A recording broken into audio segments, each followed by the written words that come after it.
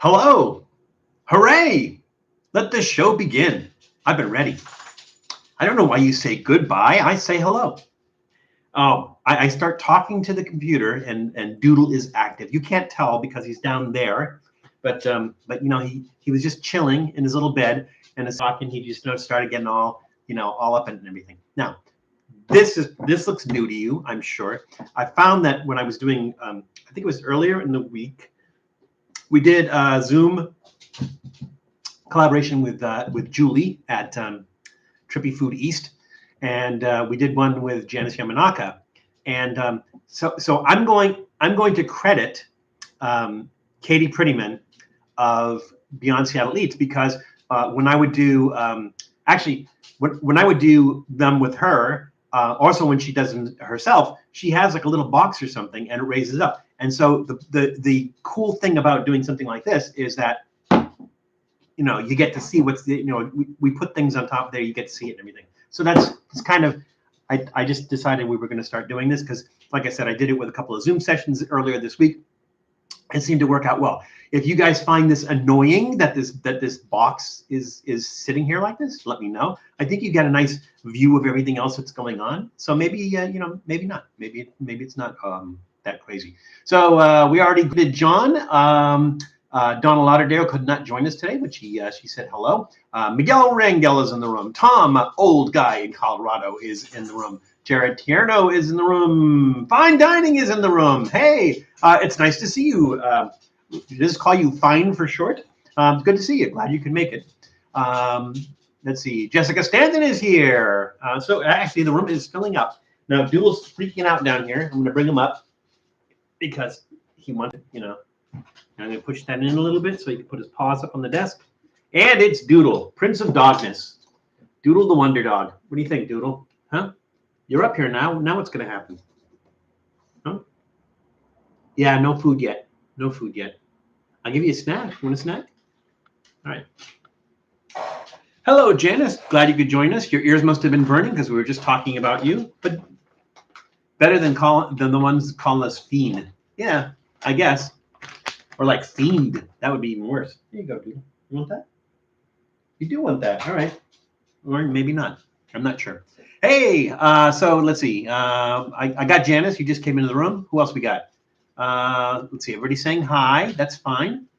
It's a beautiful Saturday. It's about 70 degrees or so.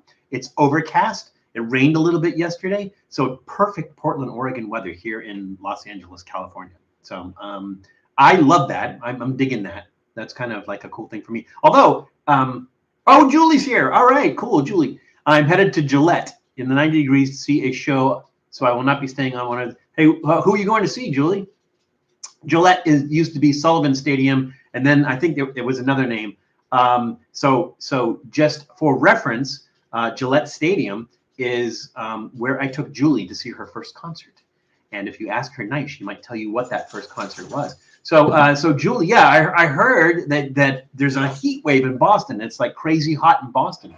So that's just nuts because, like I said, here, Southern California, where it's usually like 150, 200 degrees, it's in the 70s, overcast, June gloom is what they call it. So like every time around this year, you get that, I don't know if they call it marine layer or something. It just kind of gets like that. It's hot in Western Maryland. Yeah, I guess the East Coast and the Northeast, everything is kind of like going through a heat wave. So it's kind of how things are. Let's see. Garth Brooks. I didn't know he was on tour. Oh, that's cool. I saw Garth Brooks. I saw, but he just did one song. I think it was American Pie. So, one song that lasts 20 minutes. He was at the inaugural concert at Obama's inauguration in 2009, January 2009. So they had a big show, free show at Lincoln Memorial, and all these different people. And so, yeah, that's where I saw Garth Brooks live. That's the only time I've seen him live, though. With my cousins. Well, tell the cousins I said hello, Jules. Let's see. And we have a Julie coming. We have two Julies coming up. Two Julie episodes coming out this week. So I think we had one. Did we have one yesterday? I want to say yesterday and Monday, or maybe it's Monday and Tuesday, and then we have a Janice Yamanaka episode coming out on Wednesday, I believe, or either Tuesday or Wednesday. And you know what? I could look it up. That's what I could do. So let's see. Yeah, yesterday we aired a vegan jerky episode with Julie, and then on Monday, pickled bologna episode with Julie. That's fun. And then on Tuesday, we're doing a candy corner with Janice. So there we go. That's our week coming up, and other kinds of other stuff. Hey, Peter Griffin has joined the room. Has joined us. Good to see you, Peter. Not sure if you've been on for the past couple of live streams, but you're always welcome. It's always good to see you. So there we go. HV is in the room. Welcome, HV. Brandy Rubel has joined us. It's a party now. We're going to be able to get started early because it's like the room is filling up. So that's always nice. Let's see. Oh, you know what? Fine. I think you're right. I think you're close. Because she said that. Yeah. Dad loved every second. So a little bit of backstory on that. So I took Julie, I think she was like 11 years old, and I took her to her first concert was to see New Kids on the Block at I think it was Sullivan Stadium back then. That was what they're calling it. We were about, I would say, approximately on the 50th yard line. So I remember like at one point in time, Julie looking at me goes, Dad, Joey looked at me. And I'm like, yeah, I'm sure he did, hon. You know, and then like she was standing on the seat and she goes, Dad, if you stand on the seat, you can see better. And I'm like, no, I'm good. I'm just trying not to be recognized. I'm good here. So so first concert was New Kids on the Block at Gillette Stadium. Well, what is now Gillette Stadium. I think the only other time I've been to that stadium to see a concert was the Who's first farewell tour, and we know how that went. So there we go. Trippy family watching ads be over. Let's see. Did I miss anything? My birthday is coming up now. What day, John? I assume you mean in June. Next month is my mom's 90th birthday.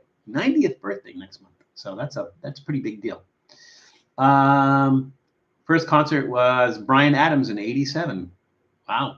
The Canadian Bryan Adams. Speaking of Canadians, do we have any Canadians on? Maybe not yet. The Trips may not be joining us today because they were doing a road trip to a cabin. So they might be out like in the woods or something. They did a live stream yesterday from the car on their road trip. They were actually live streaming from inside the car, so that was fun. The Who, yes, the Who was the Who was the concert that I saw there. But my birthday was this month, the 16th. Well, we're not that too far past it, so happy belated birthday, Jessica. Glad you could you decided to join us so close to your birthday. But happy birthday, Jessica. Let's see. Do we have any other family? Like my mom's is next month. Oh, and then a couple of my brothers have birthdays in July. So yeah, everybody's got birthdays coming up. It's a lot of fun. All right. We got some really interesting things today. Well, some things are interesting. Some things are new. Some things are just, okay. But we'll see. It seems like it's fascinating. I'm just going to mention this right now because our adult beverage of choice today is from El Segundo Brewing Company, where I left my wallet. I left my wallet in El Segundo. The El Segundo Brewing Company's Steve Austin Broken Skull American Lager. Now, some people ask, does Steve Austin, and we're talking about Stone Cold Steve Austin, not Steve Austin, the $1 Million Man. And some people ask, does Steve Austin own El Segundo Brewery? No, he does not. El Segundo Brewery, I used to go, they were founded, I think it was like 2011. Yeah, 2011. They used to be in El Segundo. I can't remember what that street is, but it's the main street where all the restaurants and stuff are. I make it sound big. It's not really big. It was right across the street from Rockin' Brews. And Rockin' Brews was, that was the first location of Rockin' Brews. Rockin' Brews was opened by Paul Stanley and Gene Simmons of Kiss. And they had rock memorabilia and everything. Honestly, the food wasn't that great. So, and it was kind of like on the expensive side. So it was kind of like their version of our Hard Rock Cafe kind of thing. And, wasn't really digging it. So, but directly across the street, little tiny place was where El Segundo Brewery was, or El Segundo Brewing. And I remember back then, I haven't had any of their beers since then, but I used to go to their brew pub and try their beers, and they were really, really good. So I saw this one, I thought it looked interesting. Now, I do happen to know that on Reckless Eating, they review this. I did not watch the episode only because, especially like Tom and Janice, maybe you guys would appreciate this. Is that if I see that you guys are doing something that I'm about to do, I won't watch your episode. It's not that it's not that I won't be fair. It's just I just don't want it to kind of cloud my judgment, watching your reviews and everything. So as soon as I do them, like as soon as I do this today, then I'll go back and watch the Reckless Eating review of it and see what they thought of it. So I try to do that. I try to not have my I try to not have a bias before I go into something and do it. But this, I saw this. It looked interesting. I thought we were going to try it. It's pretty not very unusual in terms of beers and stuff we did. But like I said, saw it, cute name. I know El Segundo Brewing makes some great beers and everything. So that's going to be our adult beverage of the day. Let's see. Birthday is June 5th. June 5th. I know somebody else on June 5th. I know a couple of people actually have birthdays on June 5th. Be right back, starting bread for tonight's stream. Oh, got to take care of that bread. We're so old, we still do think of $6 Million Man when we see the name. Exactly. And I think I could be wrong. I don't know that the wrestler Steve Austin's real name is Steve Austin. I think maybe, if you're going to pick a wrestling name, go with somebody who's like a cyborg, right? Who can jump across. So maybe use a name like that, like sort of like Sting, right? There's the wrestler named Sting. Well, there was the bass player and lead singer for the Police named Sting before there was a wrestler named Sting. So they're not. I don't think they're like totally original when they pick names and stuff like that. So yeah, I always think of Steve Austin as the $1 Million Man myself. So there we go. It subconsciously influences things, kind of unavoidable. Yeah, exactly. Fine. So I or fines. How can I go fines? How's that? Yeah, I agree with you completely. So that's why I try not to watch those before I'm going to review something, and then afterwards I'll review it and then I'll watch it and make comments, stupid comments and stuff like that. So, question before we start: have you had Belgrade Gardens chicken in Barberton, Ohio? Brandy, I can guarantee you that I have not had Belgrade Gardens chicken in Barberton, Ohio.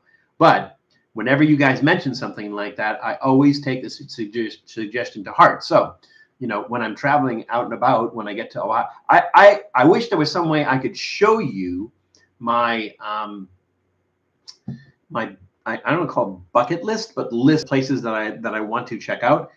There's hundreds. I mean, literally hundreds. Not only around the U.S. but around the world, in Canada, different places. So, like if I know I'm making a trip there, I just look at my list and I go, okay, these are the places that I want to do. So, Brandy, I appreciate you mentioning that and bringing that up. I will write that down and we will check out Belgrade Gardens chicken in Barberton, Ohio, when we're out in Ohio. We need to go out to Ohio. We need to do the Gold Star and Skyline chili. So as long as we're going to do that, might as well do that too. Oh, the Ice Hand, it looks like a lot of June 5ths. So yeah, like I said, I know a few people personally that have June 5th birthdays, and it looks like several of you do as well. So there you go. Let's see. Your birthday is June 4th. That's coming up, John. That's coming up pretty quickly.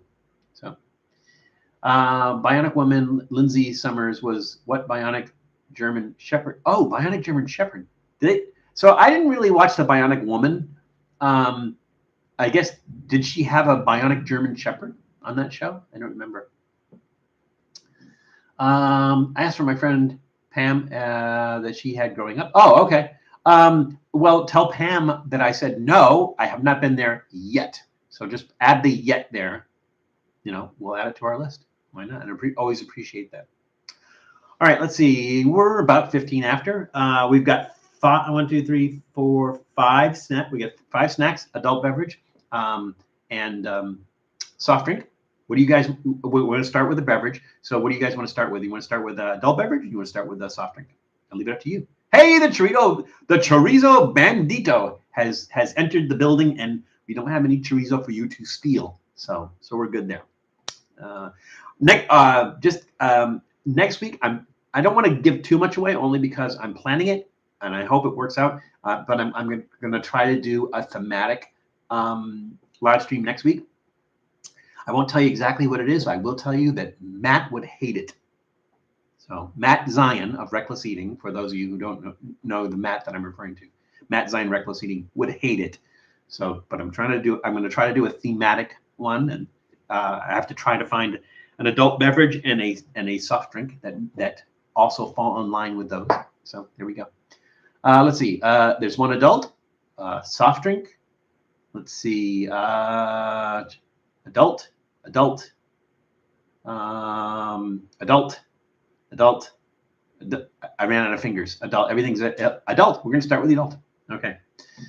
Welcome back, Tom. We missed you. So much has happened since you left. All right. So, again, our adult beverage. Time to read a card. Ooh, I think I read that one last time. I did read that one. That was the last one I read. It was wasabi is from what country? I think we got into a discussion about that because somebody said it's from Oregon, and I'm not going to disagree. Am I reading from the wrong side here? Let's see. I might be reading from the wrong side. Let's see. Turn those cards around. Nope, those are the ones we asked. All right, cool. So, time to ask a question if you guys are ready. And the question is, what is the name of the flatbread in Indian cuisine? Now, this is tricky because I know of something else that could be considered an Indian flatbread, but this is pretty popular, so I think you guys will get it. Anyways, what is the name of the flatbread in Indian cuisine? So I'm just going to stick this to the inside of the tandoori, and let's go ahead and open up our beverage. So again, this is El Segundo Brewing Company's Steve Austin's Broken Skull American Lager, 4.8% alcohol by volume. It's standard, pretty standard for a alcoholic beverage. And again, El Segundo Brewing was founded in 2011 by Rob Croxall and Tom Kelly in El Segundo, actually in El Segundo, so it's not just a catchy name. We have our beer tornado glass.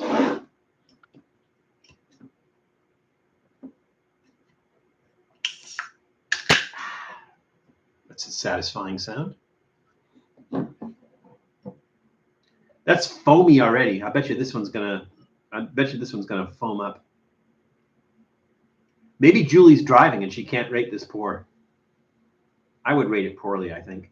Ooh, it's a nice golden color. Looks like an American lager. Now, for those of you who wonder what an American lager is, think Budweiser, Miller, that's kind of an American lager.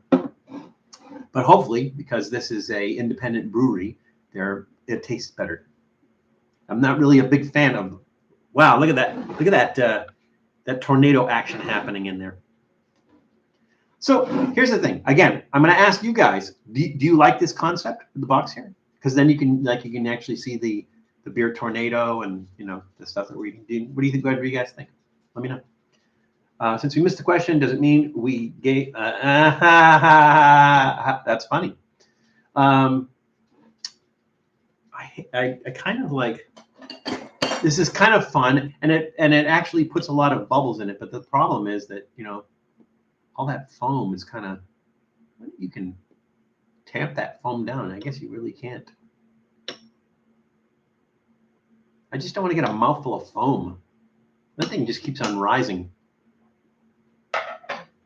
It's like we all put the yeast in. There's just too much foam. I love the box, but is what works best for you. Oh, okay. Well, again, I wanted to do this because that way you guys can kind of see the stuff that we're eating, and stuff like that. And as long as you can still see my smiling face, and kind of what's going on in the background, you can kind of look around at things. There we go. I don't know if you guys can see. I mentioned I think on the last live stream that for you, because by your request, you had asked for merch, and most people wanted T-shirts. Some people wanted some stuff that I couldn't get. So like I know somebody said like a pint glass. I couldn't get pint glasses. But one of the big things was coffee mugs. So we do have, I don't know if you can see it right there. It has the, the Hollywood sign logo on it, but not with the background or anything, just the plain white Hollywood sign logo, like this, like that guy. That's on the black coffee mug.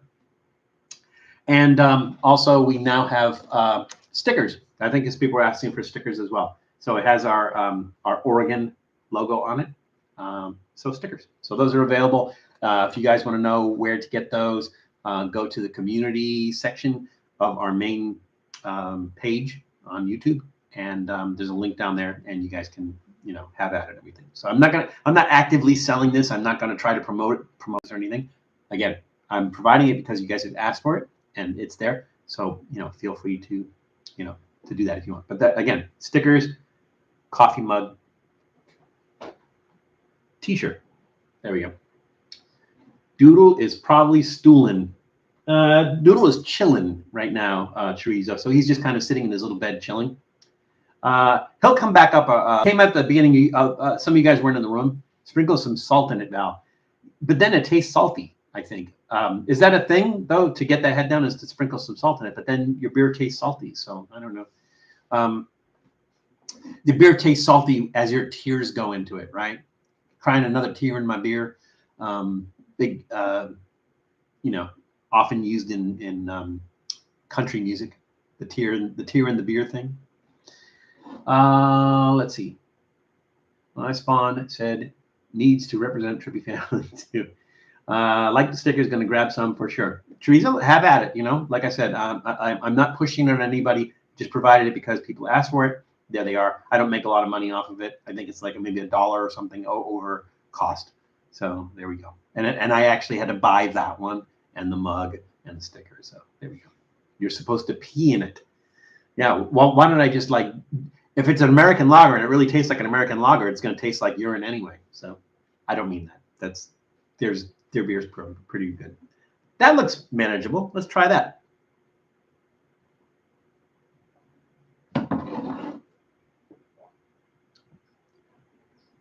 That's an unusual flavor. It's almost syrupy. It's really kind of weird. I mean, you still get that domestic beer taste, the generic domestic beer taste, but it's not like skunky like a Budweiser or Miller, not like that.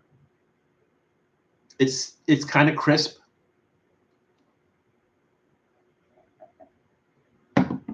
Kind of weedy. It's pretty good. It's like a good utility beer. It's drinkable. It doesn't have any bad taste and everything. It's a drinkable lager. It's light. It has good flavor and everything. That's gonna get a thumbs up. So yeah, pretty good. Be able to finish this off, no problem. Let's move that out of the way. Let's go back to our card. So we're gonna take this out of the tandoori oven. Ooh, it's hot. What is the name of the flatbread in Indian cuisine? Let's see. Janice Yamanaka said naan. Miguel Rangel said naan. Chorizo Bandido said naan. Let's see. Jessica said bruschetta, which is kind of cool. John King said naan. Tom said naan-quat. Brandy Rubel said roti and or naan. Yeah, so they are actually two different things. I'm glad you hit on that, Brandy, because that's what I was referring to earlier. That some people that roti is also like an Indian flatbread. It's different than naan, but it's but at the same time it's an Indian flatbread. So I thought some people might say roti. That would have been correct, not according to the card, but it is correct. So let's see, is that it? That was it. I think everybody got it right. It is, in fact, none. So so we'll go light since everybody got it right. 10 points for everybody. And when I give out these points, feel free to, just dip your hand in the jar, even if you didn't answer it. All right, there we go. So now we're going to do into the snacks. I think I'm pretty excited about this one snack, and I think maybe I'm going to do that one first, just because it just strikes me as so weird. And you guys can tell me if you believe the same thing.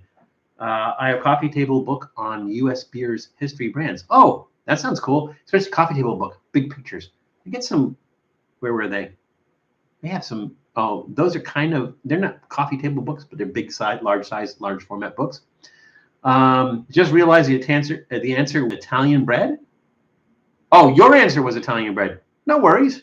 You know, it's on that part of the world, that part of the Eastern Hemisphere, I think it is, if I'm not mistaken. I'm trying to remember how the hemispheres go. Get a north and a south and an east and a west. I don't remember where the line goes. The line of demarcation. Yeah, I studied in school. All right, so this fascinates me. Let's go ahead and ask. I'll ask the question first, and then we'll talk about this a little bit. So the question is, which chili pepper is an essential ingredient in Caribbean cuisine? Which chili pepper? So basically, you know, like habanero, jalapeno, Carolina Reaper, whatever. Which chili pepper is an essential ingredient in Caribbean cuisine? So we're gonna put that over there where it won't burn our fingers. And so this is fascinating. I think I got this. Let's see, where did I get this? I want to say at Grocery Outlet, and I just found this fascinating. So this is from Hostess. You guys know Hostess as the ones who make Twinkies. This is called Boost, Hostess Boost, and it is a donut, but it is a caffeinated donut. It says caffeinated donut equals 1 cup of coffee. So there's 1 cup of coffee. You know, like if you have coffee and donuts, they put them together for you. Although I don't think they have coffee. Well, no, I was going to say, maybe they don't put coffee flavor in this. Is caramel macchiato flavor. It is naturally and artificially flavored. So they might actually put coffee in here. I don't know. This is the thing that cracks me up here, right there. Can you read that? It says jumbo donuts. It's like jumbo shrimp, jumbo donuts. Like it's a jumbo little donut. And it makes no sense whatsoever. I think that's funny. But I've never seen this before. The reason I find this odd is because, remember, Hostess makes Twinkies, right? They make snack cakes. And they make snack cakes that are mostly for kids, right? So who would make a caffeinated donut that has a cup of coffee's worth of caffeine? You know, it's just really, really weird. Obviously, this is an adult snack. Now, the thing about Hostess is Hostess, if you remember Hostess Twinkies, Hostess kind of doesn't exist anymore. So now it's called Hostess Brands. And Hostess Brands is a bunch of different brands that was the company was formed in 2013. So they own the Hostess line. They also own the Dolly Madison line, and they own the Buitman cookies line from Canada. So Hostess themselves, Hostess originally started in 1919, and their first snack was a cupcake in 1919. The Twinkies appeared in 1930, and then other ones appeared later on. But this was a while back now. They declared bankruptcy, and then people were wondering what's going to happen to it and everything. But, well, they formed this company, Hostess Brands, and they took over the old Hostess line and everything. So this is from Hostess Brands, but it still has the Hostess logo on it. There we go. I'll have the small jumbo donut. I know. Go figure. So it doesn't make any sense. All right. So let's give this a shot. I'm pretty excited about it. You know, and it's funny because I like when I have a donut. I don't know if you guys are the same way. When I have a donut, I want to have a cup of coffee with it. Always want to have, like, if somebody goes, "Hey, want to get some donuts?" And you go, "Yeah, let's get some donuts." I for some reason I can't eat a donut without coffee. Today it's going to be donuts and beer. So that's just, it is what it is.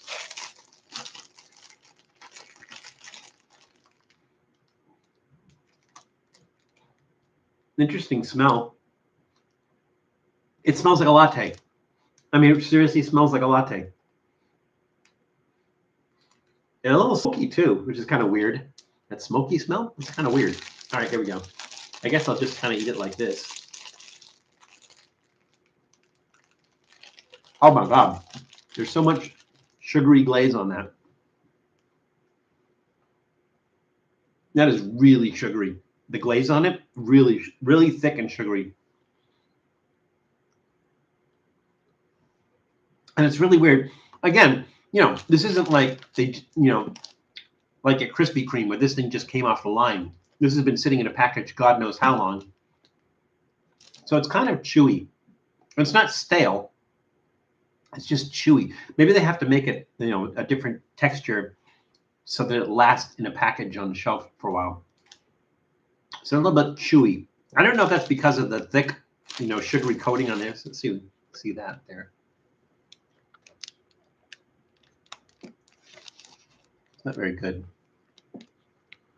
There we go. Yeah, very, very thick, sugary coating on that. I don't know. It's kind of. I want to judge it fairly, but then my mind goes to like a real donut. So if I'm going to compare this to like a real donut from like, Cane's or someplace like that, it's not very good. No, it's a packaged donut. It's a prepackaged donut. It could be weeks old, but the flavor is interesting. The smell is really interesting, and the fact that it's caffeinated. I mean, I had a cup of coffee this morning. Sometimes, like at the height of my caffeine coffee consumption, I would drink like maybe 5 cups of coffee a day. So for me, I don't know if I'm going to really notice the caffeination. It's a really unusual thing. So again, not a terrible taste, really sugary, but not a terrible taste. Interesting. It does have some coffee flavor to it. And it's just it's a kind of a unique and strange little thing. So I'm just going to give it a thumbs up. It taste-wise, it's like maybe not an enthusiastic thumbs up. So maybe we'll just do one of these. Thumbs up, trending downward. But because like I said, flavor-wise, if I want to compare this to a regular donut, it pales in comparison. But it's really unusual. Doesn't taste bad, and it's a unique concept. So yeah, it's going to get a thumbs up, trending downward. There we go. So let's go ahead and read our question, which was, which chili pepper is an essential ingredient in Caribbean cuisine? That was so long ago. Let's see. Jessica Stanton says paprika. Janice Yamanaka says Scotch bonnet. Let's see. Brandy Rubel says Scotch bonnet. Let's see. Looks like we didn't get a lot of answers on that one. All right. Yes, everybody's right. Except it's not paprika, Jessica. I think paprika, if I'm not mistaken, I think paprika is kind of like a smoked bell pepper. It's very mild paprika. Although I've had some paprika that does have a little bit of spice to it. I think there might be a different kind of pepper. I bet Tom would know. Or we could look that one up. But it is, in fact, a Scotch bonnet. Doodle! Doodle, stop! Stop! Doodle! Doodle! Doodle! He's barking at the neighbors. Doodle! Doodle, what is your malfunction? Crazy dog. There we go.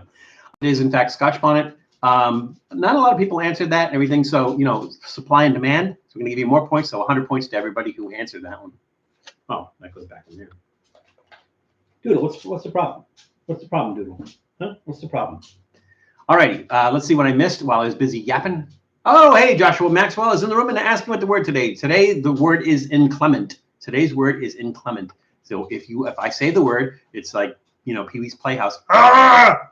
If I say the word inclement, like the weather. Have you tried the donut liqueur in pink bottle? Jessica, I may or may not have, unless there's something I'm not sure of. Rogue Brewery, this was years ago. They have not done this for years. Every year, Rogue Brewery would come out with a Voodoo Donut beer, right? And I think it was like 2012, somewhere around there. They did a Voodoo Donut maple bacon bar beer, and that was in a pink bottle. It was in an opaque pink bottle. You couldn't see through it. So I don't know if that's what you're referring to or not. We actually did an episode on it. So if you go and search our episodes and everything, we did an episode on it. The reason we did the episode on it was because we had like a 6-year-old bottle of the maple bacon beer. Oh, come on up, Lee. Come on up. Come on. You can do it. No, don't go that way. You're going to smash your head. Come on. You can come up. Come up here. Doodle, you crazy little dog. It's Doodle, the Prince of Dogness, again. I'm sure this won't be the last time. Welcome, Doodle. They're out there. Go say hi to them. Say hi to them out there. Come on, they're your adoring public. You got to say hi. Otherwise, they're not gonna ask for you anymore. You got to say hi. Say hi. Say hi. Say it in English. Very clear voice. Yeah, so Jessica, I'm not sure if that's what you're referring to, or there's some other donut liqueur in pink bottle. I should go find out. We'll add that to our list. Let's see. Your sister would eat peanut butter on bar hopping nights. Oh, does it have some sort of like like menudo? You eat it the day after to prevent a hangover or something like that. Does peanut butter do the same thing? Don't know. Have you tried Dot's Homestyle pretzels? They are awesome, Eli. Oh, by the way, hello, Eli. Yeah, I love Dot's Homestyle pretzels, and they have different they just had like a regular flavor and everything, but now they have a bunch of different ones and everything. Dot's is really good. I don't know if we've ever done Dot's. Maybe we'll get that for a snack for one of our upcoming live streams. I don't know if it warrants doing a separate episode for the pretzels, but certainly for our live stream we can get Dot's. Dot's are really, really good. I think if I'm not mistaken, Janice Yamanaka was the one that told me about Dot's and how good Dot's was. So yeah, and there she says, I love Dot's pretzels. Let's see, what else did I miss? Everyone's saying hi. Yes, it was Voodoo Donut, Voodoo Liqueur Donut flavor. Matt Zion also reviewed it as well. Yeah, okay. Yeah, I did, and I liked it. It had a really nice smoky flavor. You could taste kind of the dough in the donut and everything. To me, it had a great flavor. And this was a 6-year-old bottle, which could have gone very badly, and it did not.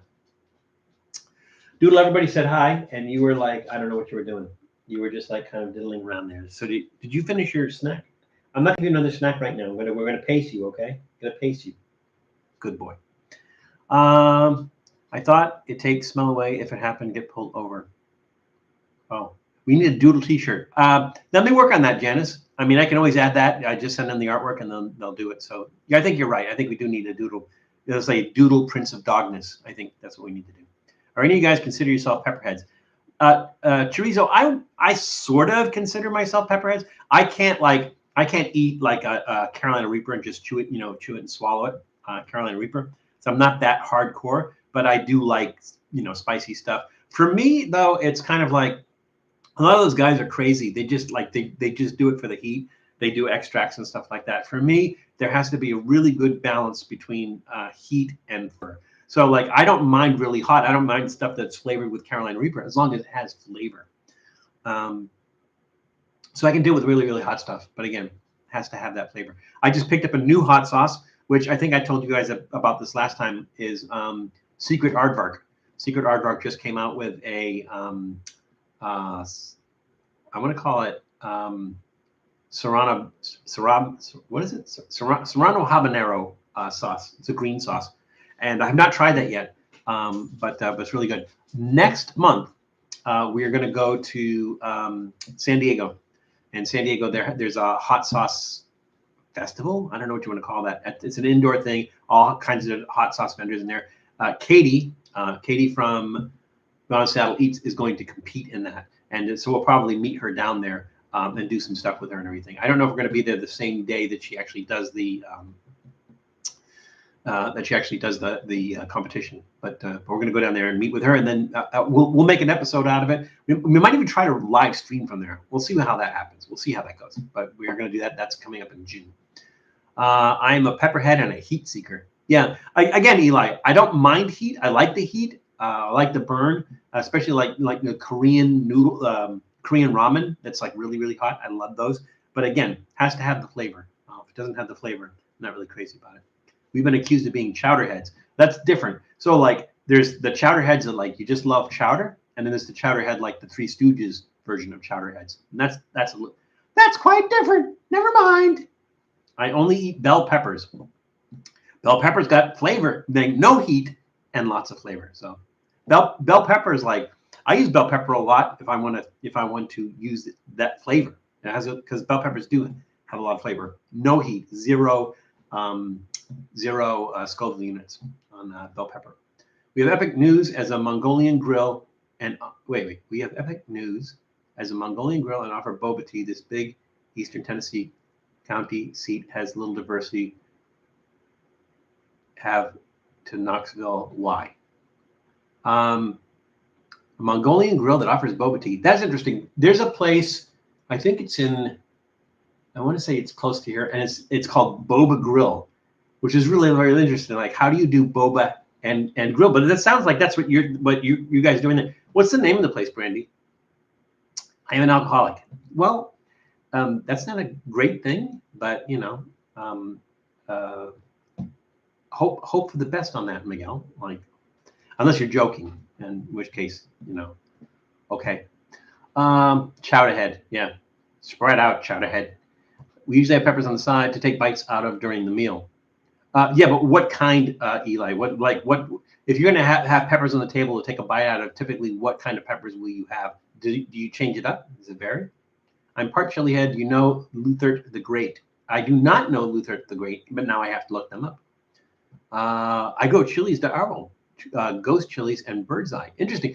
I have on the porch right now 2 plants that I had from last year, habanero and jalapeno. And I've got 2 little tiny jalapenos on there. Last year I had 1. The plant gave me 1, and the stupid squirrel ate it. So squirrel came up on the porch, ate my my jalapeno. So hopefully he won't get it this year, and I'll enjoy the jalapeno that I grow myself. So yeah, I want to grow. I want to see if I can grow Carolina Reaper so I can use it in cooking and stuff like that. Because little goes a long way with that. Bell peppers are amazing in Alfredo angel hair pasta. Never had it in Alfredo angel hair pasta, but it does sound good, Jessica. You're absolutely right.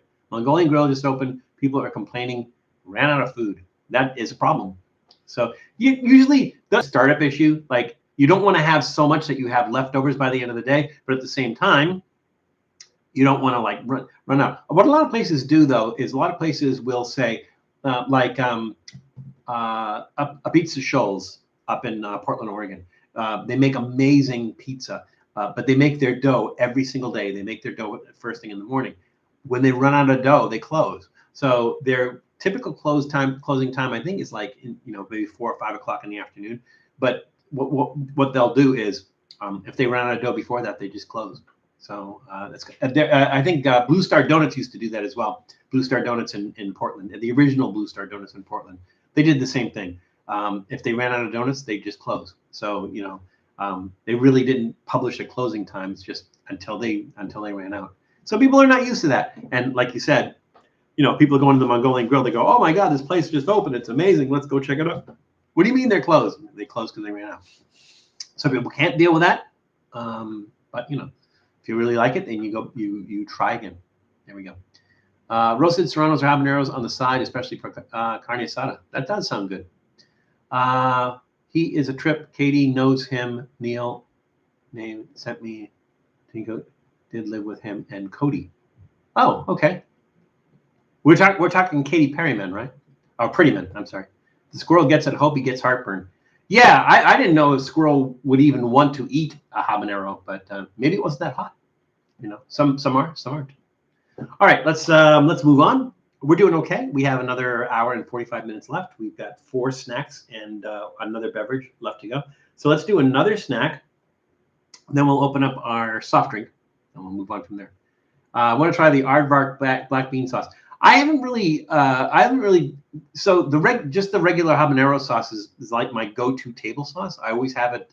Like I was just using it this morning. Had some soft-boiled eggs, and I put some of that on it. So that's my go-to. I know they have a jerk seasoning one, and they have a. I can't remember what the other was. Drunken Jerk, I think, is what they call it. And there's another one too. It's not the black bean one, but they have garlic. I think they have a garlic hot sauce as well. So they're always coming out with something different. But yeah, it's kind of my go-to, kind of my favorite hot sauce. I understand people who never worked in the industry said opens 10 to 3, then 5 to 9 hours too. Yeah, that's a thing too. Is like some places close between lunch and dinner. They clean up, restock, do whatever they have to do. A lot of places do that. But yeah, some people just don't understand that. Hey, Pudding Power has entered the room. Welcome, Pudding Power. Welcome back. Good to see you. Ice Hand, did I properly greet you when you came in, Ice Hand? I hope I did. Did you like the Mexican pizza from Taco Bell? Did you watch the video? I did a video. I told you in the video. I mean, I can tell you now and save you the trouble of watching the video, but I would really appreciate it if you watched the video. But so Miguel, I will give you the caveat that I had never had it before. So I know a lot of people were really looking forward to it coming back because they haven't. I think it was 2 years ago they discontinued it, and people were in an uproar. So they kind of demanded that Taco Bell bring it back. I hadn't had it before, so this was my first time trying it. So mine is just basically I'm just reviewing it as it is, but I don't know how it was in the past. I know that I've talked to people who said, oh, it was different. It had black olives on it before, or I remember it having green onions on it before. So I don't know. I guess it's different. Tom also did the Mexican pizza, and I think Janice, am I mistaken? Did I see that this morning that you posted one of the Mexican pizza? I thought I saw some. I thought I saw you post one this morning. I could be wrong. Goat jerky. Yeah, I bet goat jerky would be really good. Not jerky per se. I think we were talking about jerk seasoning, like Jamaican jerk seasoning. But goat with the Jamaican jerk seasoning or a Caribbean goat, outstanding. You should do a homegrown foods episode. Well, I would, but I have like a tiny balcony in an apartment, and so really I'm just growing some peppers and stuff like that. So I mean, I wish that I had like a garden where I could grow all kinds of stuff like that, and I would definitely do that. But my friend Michelle does; she grows a lot of stuff. So maybe I will work with Michelle and say, hey, can we do an episode with just everything we make from out of your garden? Maybe we'll do that, something like that. Yes, you did the Mexican pizza. That came out this morning, I think, if I'm not mistaken, Janice. And I've not seen that yet, but I will. A garden grow your own Mexican pizza. I'm glad you said it that way, Pudding Power, because I'm thinking of making a Mexican pizza. Tom, correct me if I'm wrong. You actually made I think on one of your live streams, I think you made a Mexican pizza, did you not? I'm pretty sure I remember you making a Mexican pizza. So I have an adventure trip idea for your next road trip at the Southwick Zoo. Record animals and review the food. How is the food at the Southwick Zoo?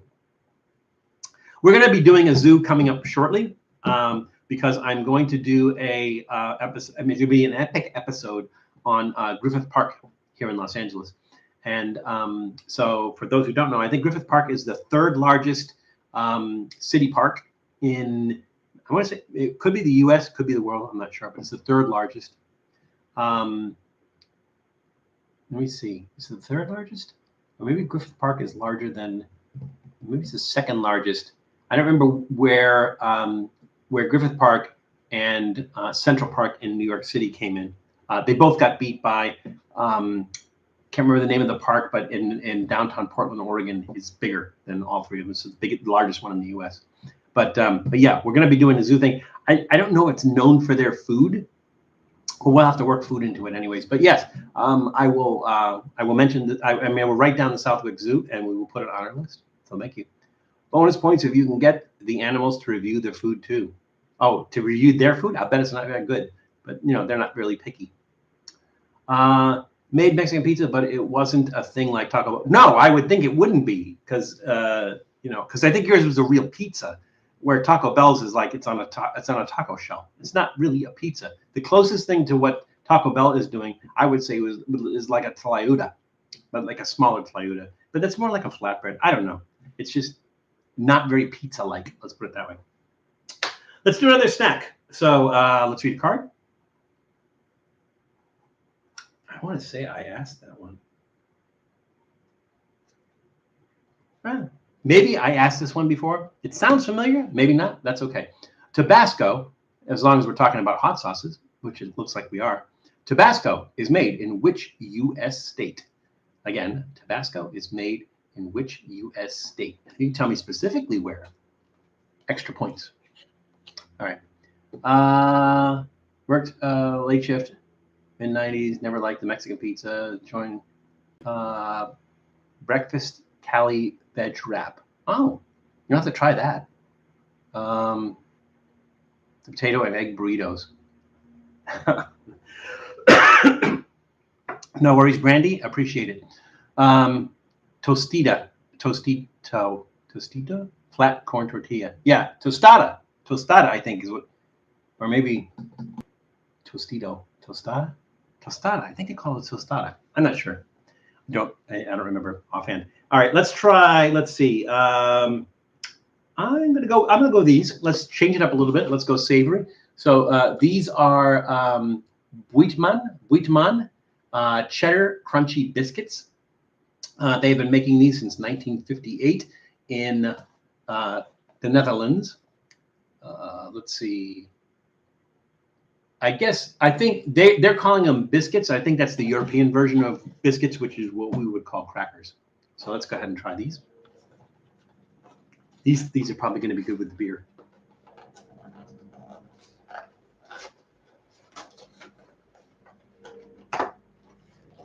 Fine dining, I would agree with you 100%. How could it not be? I mean, seriously. Did you have a good week, Val? It was mostly work. Mostly work. This week coming up, I am going to be filming with Reckless Eating again. I don't want to give too much away, but yeah, like I said, last week was just work. Nothing special, nothing particular. It's an odd little bag.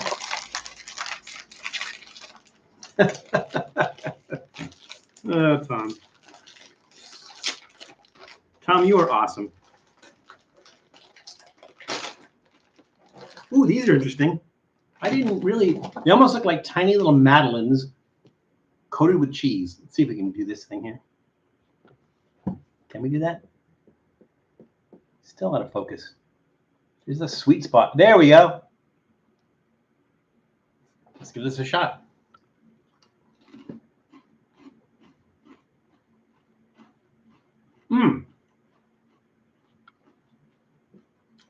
It tastes kind of. Have you ever had like cheese bread, which is cheese when they bake it and they put the cheese on top of it? It tastes like a cheese bread, and then it finishes like a Cheez-It. It almost has like this Cheez-It finish to it. Oh, really interesting. I don't think I've ever had anything like it. They're very light. They're crispy. Miguel, the question was, Tabasco is made in what U.S. state? It's never too late to jump in. You could have answered it even after you knew the answer. That's fine too. No rules here. The only rule here is we respect one another. Well, I mean, as far as the trivia game goes, we do kind of have unwritten rules on the channel. These are really good. They're kind of a little anomaly. They're just kind of weird because it's not like you could take these and put them on a salad like a crouton. They wouldn't really work that way. I mean, they definitely have like a Cheez-It flavor, really strong flavor, but they also have that like crunchy kind of baked in cheese on the top of it and everything. Those are really good. I guess they know their cheese in Holland. That's going to get a big thumbs up for me. All right, let's go back to our card. And the question was, Tabasco is made in what U.S. state? Let's see. Let's scroll back up there. It looks like Ice Hand said Louisiana. Janice Yamanaka said Louisiana. Jessica Stanton said Texas. Janice Yamanaka then specified Avery Island, Louisiana. Brandy Rubel said Iberia Parish, Louisiana.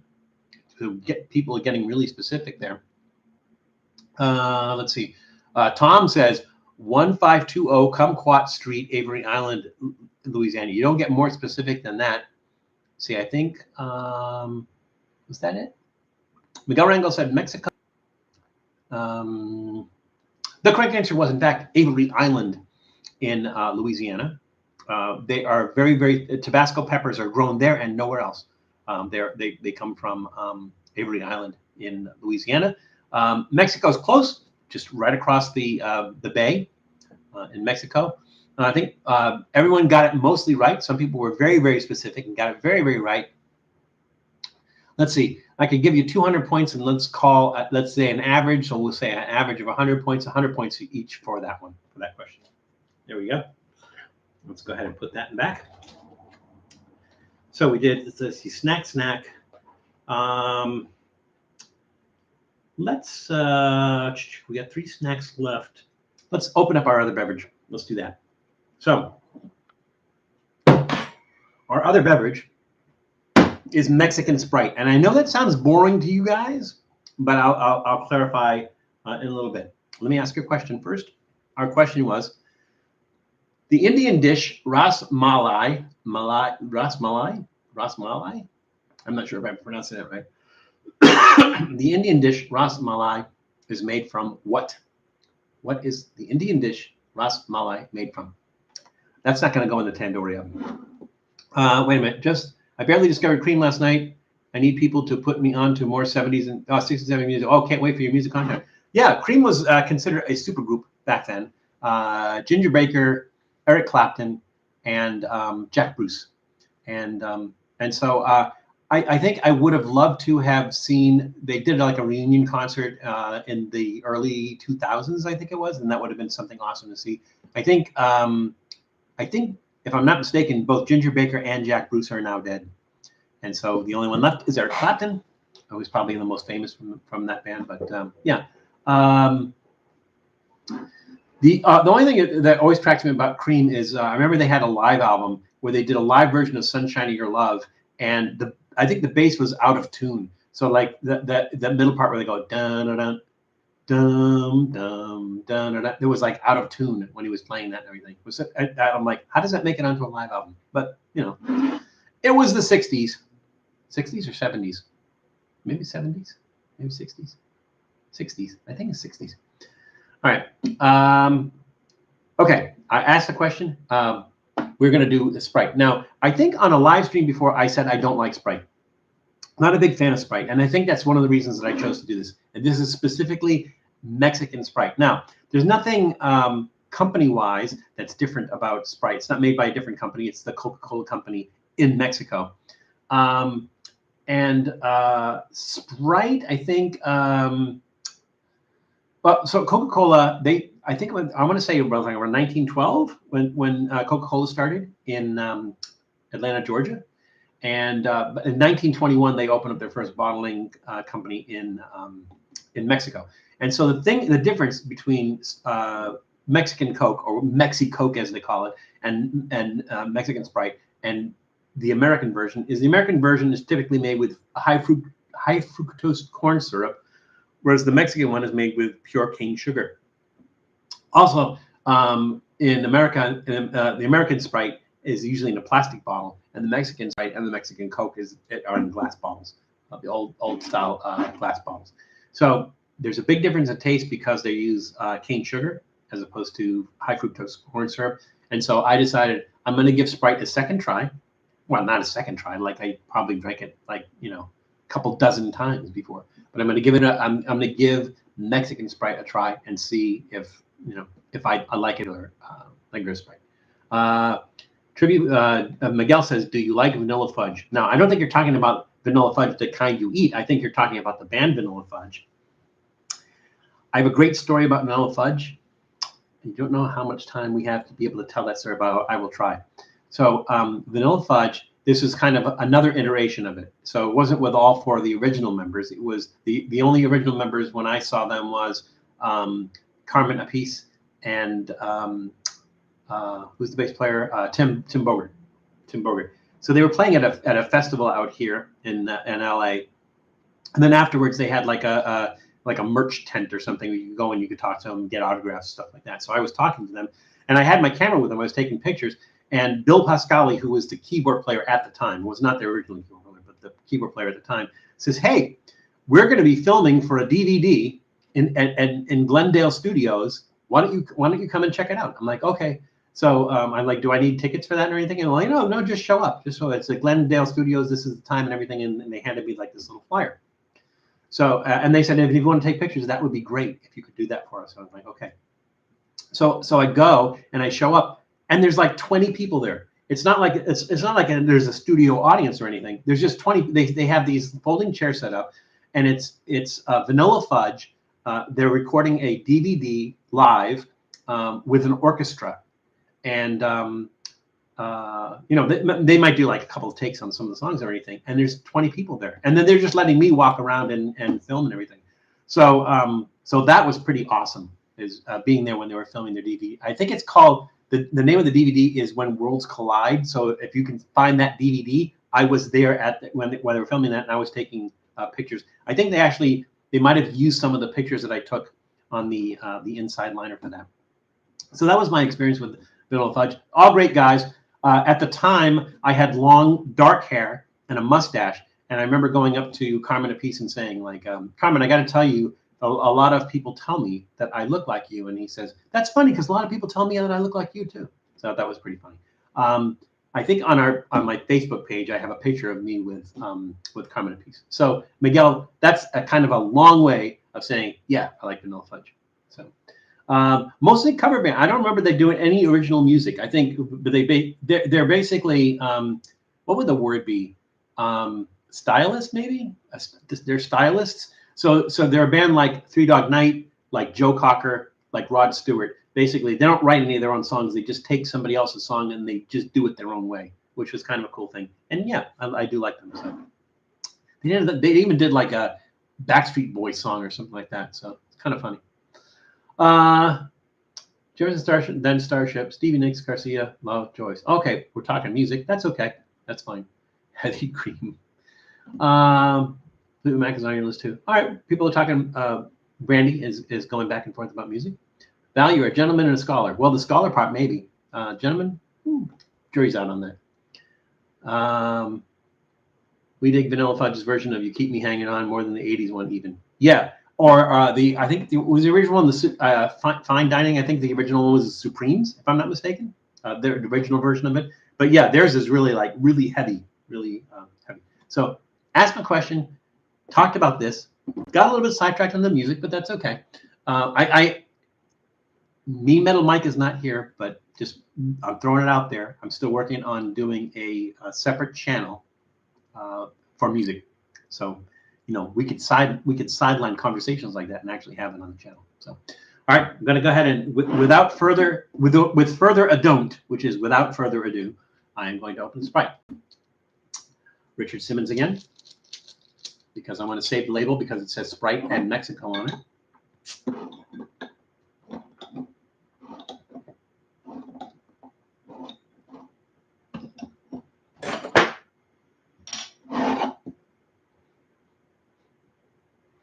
No smell.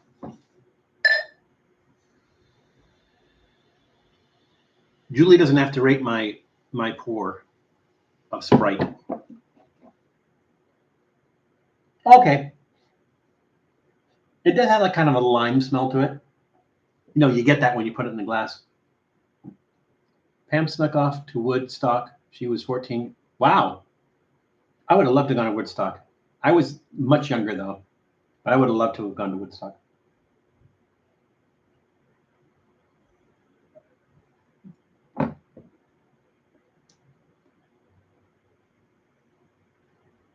Lots of bubbles.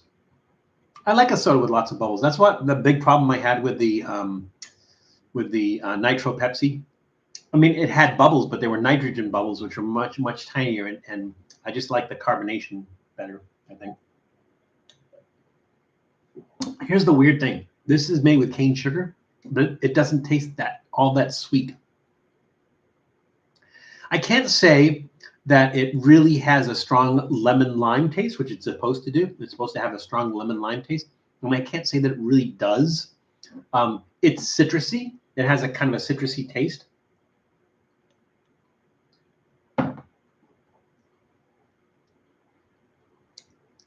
You can taste like the syrup, the texture, like the syrup texture and everything. I'm going to give it, I mean, it's not like my favorite soda or anything. It's not bad. It's not terrible. I'm going to give it an unenthusiastic thumbs up. So a thumbs up, trending downward, I think, on the Mexican Sprite. It's not terrible, but it's not, it's not going to be one of my favorites moving forward. But I did think that I owed it to be able to give it another try. And there we go. So now I want to do something stupid, because that's what we do here. We do something stupid.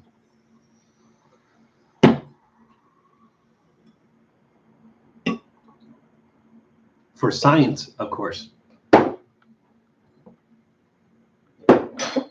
Inagata de Vida, babe. So Joshua, you know that story about Inagata de Vida? Basically, it was called, the song was originally called In the Garden of Eden, but the lead singer was drunk, and all they could hear him saying was Inagata de Vida, so they called the song it. Doodle. Doodle. Doodle, come here. Come here, Doodle.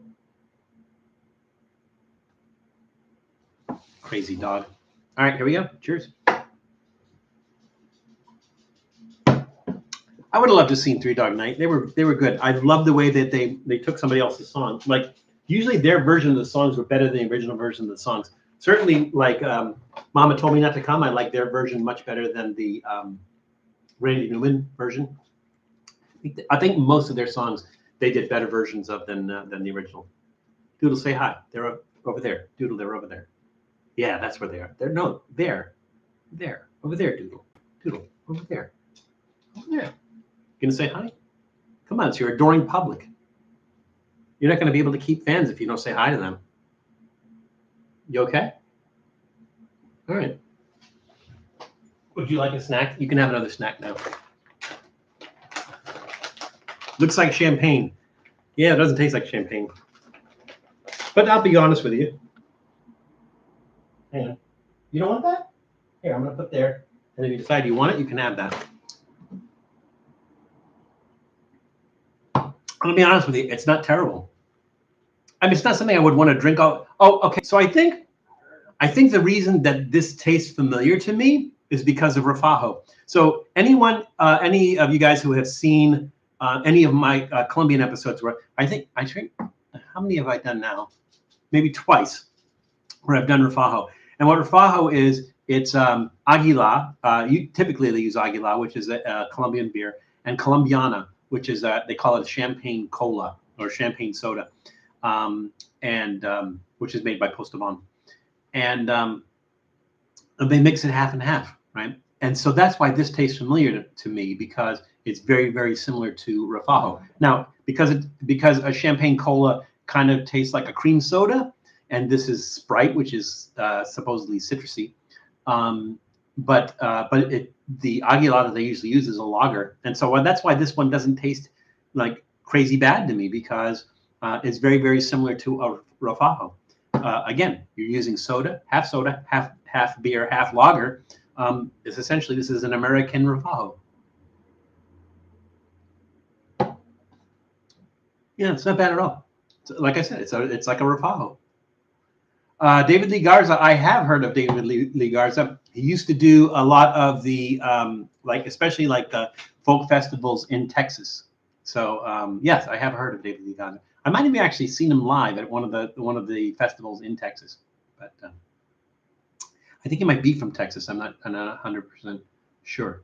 Hey, Duncan Spencer has just entered the room. Welcome, Duncan Spencer. Good to see you again. Glad you could join us. I'm going to give us a thumbs up. It's not, again, it reminds me of Rafajo.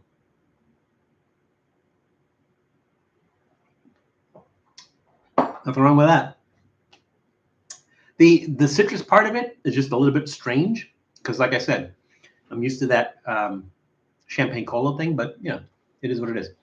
The question, which seemed like years ago, the Indian dish Ras Malai, if I'm saying that right, RASMALAI, is made from what? I don't remember anybody answering that. Let's see. Ice Hand said rice. I think that was the answer to that question. Maybe Brandy Rubel said a heavy cream as an answer to that question. It doesn't look like a lot of people answered that. John said mosca. I don't know if that was answering that question or not. Mosca, which is Spanish for fly, house fly, is a mosca. So maybe he thinks it's made of fly. I don't know. Maybe he was talking about something else. I don't really see anybody answer that. So because nobody really answered that, I'm going to give everybody 500 points. Everybody, even the people who didn't answer it. We're going to go backwards this time. Everybody gets 500 points. Maybe you'll be able to get your canoe now. All right, so let's see. We did beverage, snack, beverage. Time for another snack. So let's ask another question. What's the rest of your day going to be like? The rest of my day, Joshua? Or the rest of everybody? The rest of my day is going to be this, at least for the next 50 minutes. After that, I don't know. I mean, I've got some stuff to film. I might do a couple of episodes. For us knowing nothing. Yeah, you get extra points for knowing nothing. I mean, you can't beat that, right? Quads, of course. Well, it's too late, Tom. You blew that one. Just take your 500 points and shut up. All right. So, oh, that's interesting. I think most people are going to get this one. Neapolitan ice cream is made up of strawberry, vanilla, and what other flavor? Again, Neapolitan ice cream is made of strawberry, vanilla, and what other flavor? Let's open us up a snack. There's one that looks like it's supposed to be hot. I'm going to save that one for last. Let's do this one next, and another one that's savory, and we'll do that one second last. So this is Tom and Luke. Tom and Luke's fruit and nut snack balls, and this is peanut butter and cacao. Cacao. Sounds like some weird bird. Cacao. That's what they make cocoa from. I don't know what they call it. Cacao and cocoa. It's probably the exact same thing. Who knows? So Tom and Luke is a relatively new company. Let's see. They were founded in 2009. I guess that's new. 2009 by Tom Dorman. So that's the Tom. And the Luke is Luke Skywalker. No, it's Luke Cooper. And it is from Lower Hutt, New Zealand. Lower Hutt. Not Upper Hutt. Lower Hutt, New Zealand. This thing I cracked me up here. It's a 5-ball pack. You know, like sometimes you get something like this and it might have a different number in each one. These specifically have 5 balls, which means they have to get very special pants. Let's see, made in New Zealand, gluten-free, portion control. Yeah, because there's 5 in there. Let's see, non-GMO, dairy-free, no added sugar, and vegan. Hey, so nod to the vegans today. We're doing a vegan thing. I don't know. Some of these, the cheddar one's obviously not vegan. I doubt the donut's vegan. I don't know. We'll see if anything else is vegan. Malo or Santana, both good. Miguel, don't make me choose. Maybe it's time to get another pup. This rent thing is getting out of hand. Rent is getting out of hand everywhere, Eli. It's crazy. I mean, it's crazy. Like,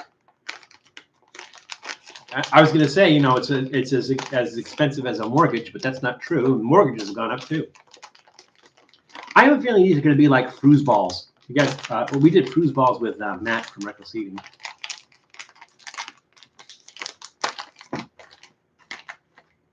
Almost look like fruise balls. As the world turns. Oh, wow. It's got some chewiness to it.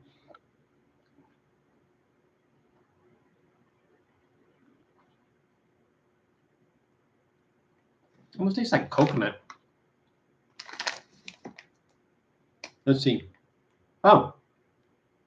Ingredients: dates, peanuts, cacao powder, peanut butter, coconut, and sea salt. I really get that punch of coconut there. Peanut butter doesn't come until later. The cacao is just kind of sitting there. I'm sure they use the dates for sweetness because they don't add sugar to it. So they probably use dates because dates. Have you guys ever had dates? They're very sweet. That's probably what they're using for sweetness and stuff, so they don't have to use sugar. Not really tasting. Well, it's peanuts and peanut butter. So, I mean, I don't know. Is there a difference between peanuts and peanut butter? Honestly, peanut butter is just ground peanuts. I will tell you, if I don't give too much away, that that this past weekend, Matt Zion and I went for Reckless Eating at a couple of different. We did an LA We Go Main show. We filmed at a bunch of different places in LA.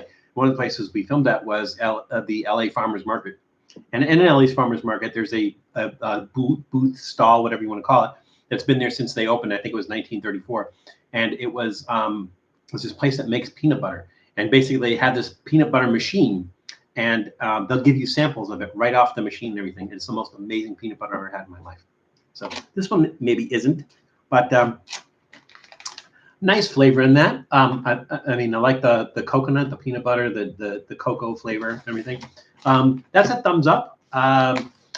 It's kind of dry, a little bit dry and very chewy.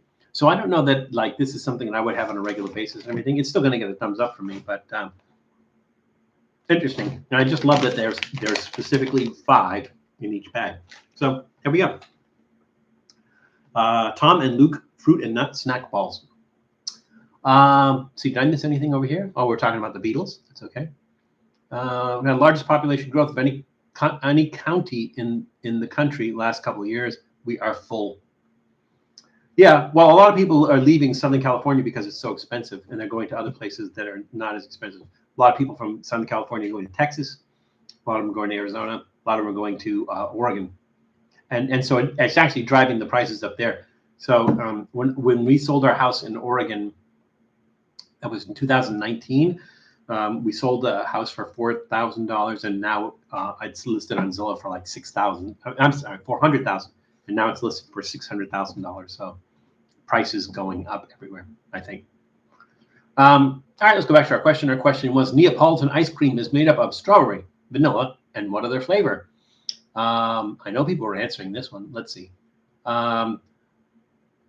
Okay, Fine Dining said chocolate. Janice Yamanaka said chocolate. Aishan said chocolate. Tom said quatlet, which is, I guess, kumquat mixed with chocolate. Joshua Maxwell said chocolate.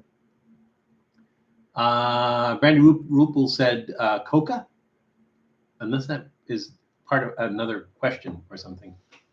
Or she meant cocoa, maybe. Yeah, it's chocolate. Pretty straightforward. Everybody got that one right. Let's say 20 points on that one. It was just an easy one. Everyone got it right. 20 points. 20 points for that one. All right. Eli, I'm wanting to move west, coming here, Tennessee too. Same Miguel. Think of Costa Rica. Well, Costa Rica is a lot different than Tennessee, but still, yes. Cocoa. Yeah. Yeah, chocolate. Yeah, it is what it is. Everybody got it right. All right, so let's see. We got another snack. I'm gonna have a little sip of my beer. I don't like to waste anything. We are doing great on time. I have two more snacks, and it's only 2:17 p.m. We have another like 45 minutes left, so we're doing great. It seems like, we're getting sidetracked and talking about stuff like, music, housing, things along those lines. This could be something very important. Nope, it says my order was delivered from Walmart. I bet you guys are wondering what that is. We'll find out next week. How do you pern? How do you pern? How do you pern? Jessica, I'm not sure what you mean. I figured it was a typo, but I'm not sure which. Frank Sinatra or Johnny Cash. Why do you have to pick, Miguel? Why do you have to pick one or the other? Like them both. Well, okay. No, actually, maybe for both of them, Frank Sinatra and Johnny Cash. Love their early stuff. Don't love so much their later stuff. I think like with Frank Sinatra, he should have packed it in earlier, like his like, I don't know if you call them Vegas years or whatever, but like when he did New York around that time, his music was not that great. And Johnny Cash, you have to admire the stuff he was doing, like just before he died, the albums that he was doing, he was like covering like hardcore music, 9 Inch Nails and things like that, which was interesting.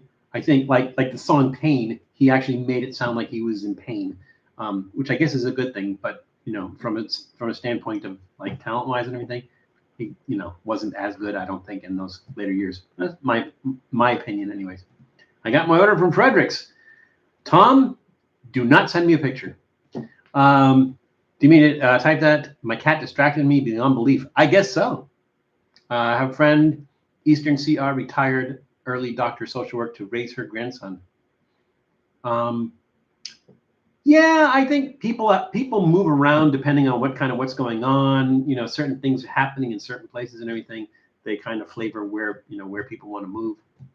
Sometimes it's cheaper. Like, you stop it. I know my order was delivered. Thank you very much.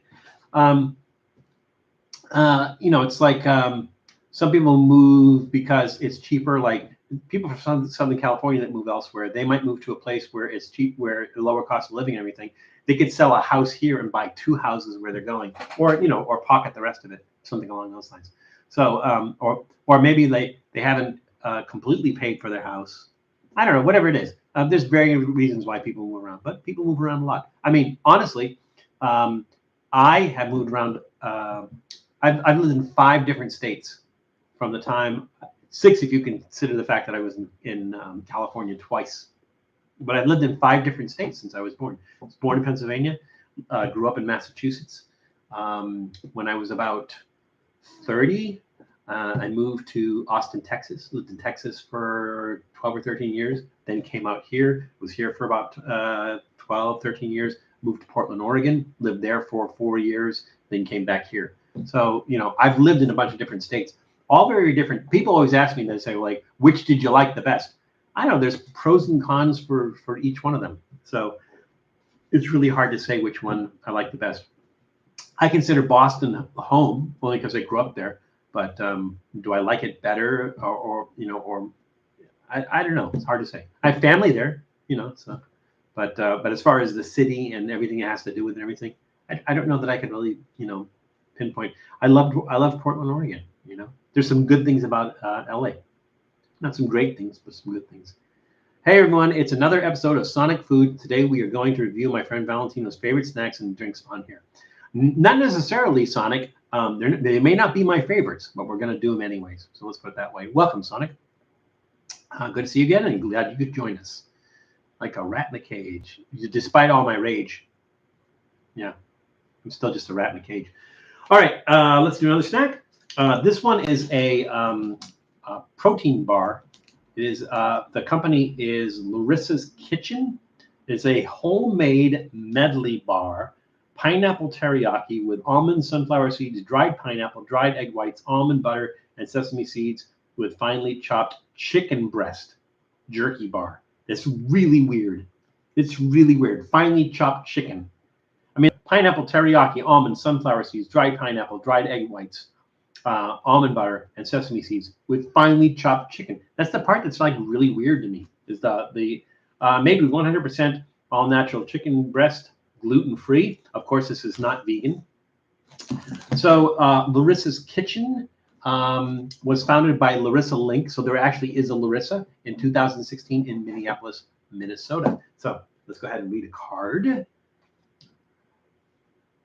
Oh, okay. Curacao, Grand Marnier, and Cointreau are all flavored with what? So those are all things that you would mix into mixed drinks. Curacao, Grand Marnier, and Cointreau are all flavored with what? Tom, this is your chance to shine. All right, so here we're gonna go. Lorissa's Kitchen, pineapple teriyaki, chicken bar. It says jerky. This is like way too thick to be jerky. I don't know. To me, it doesn't really seem like jerky kind of thing. Well, her daughter passed 3 years after grandson born. Already purchased land to build CR. Yeah, like I said, people move places and go places for different reasons. There you go, Tom. You do not disappoint.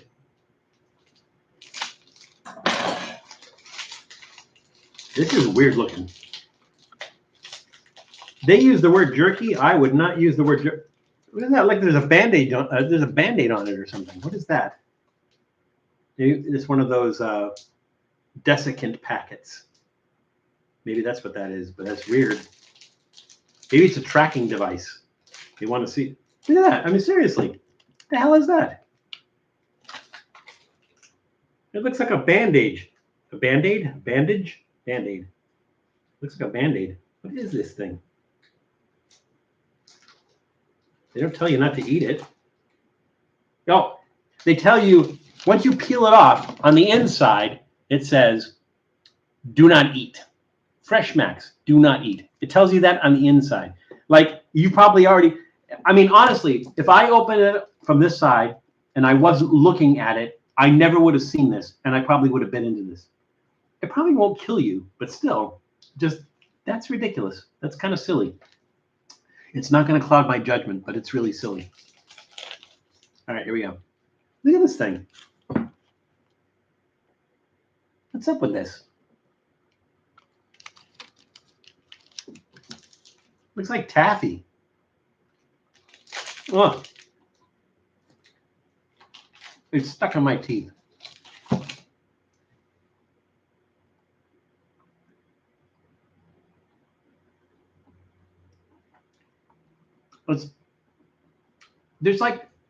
There's really weird sweetness. Pineapple, I guess.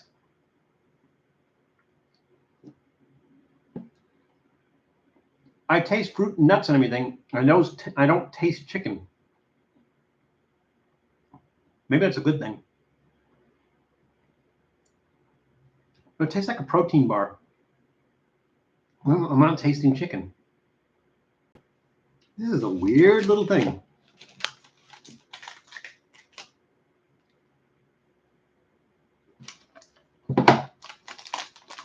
I was going to say kind of citrusy. There's that tartness from the pineapple. Not really getting teriyaki either.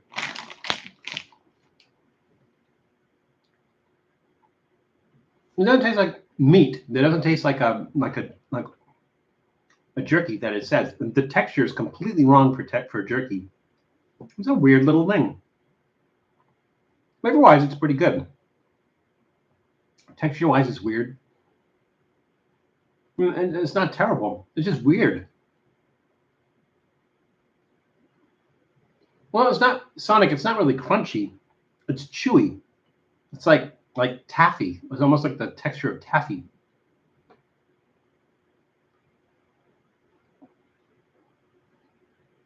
That's weird.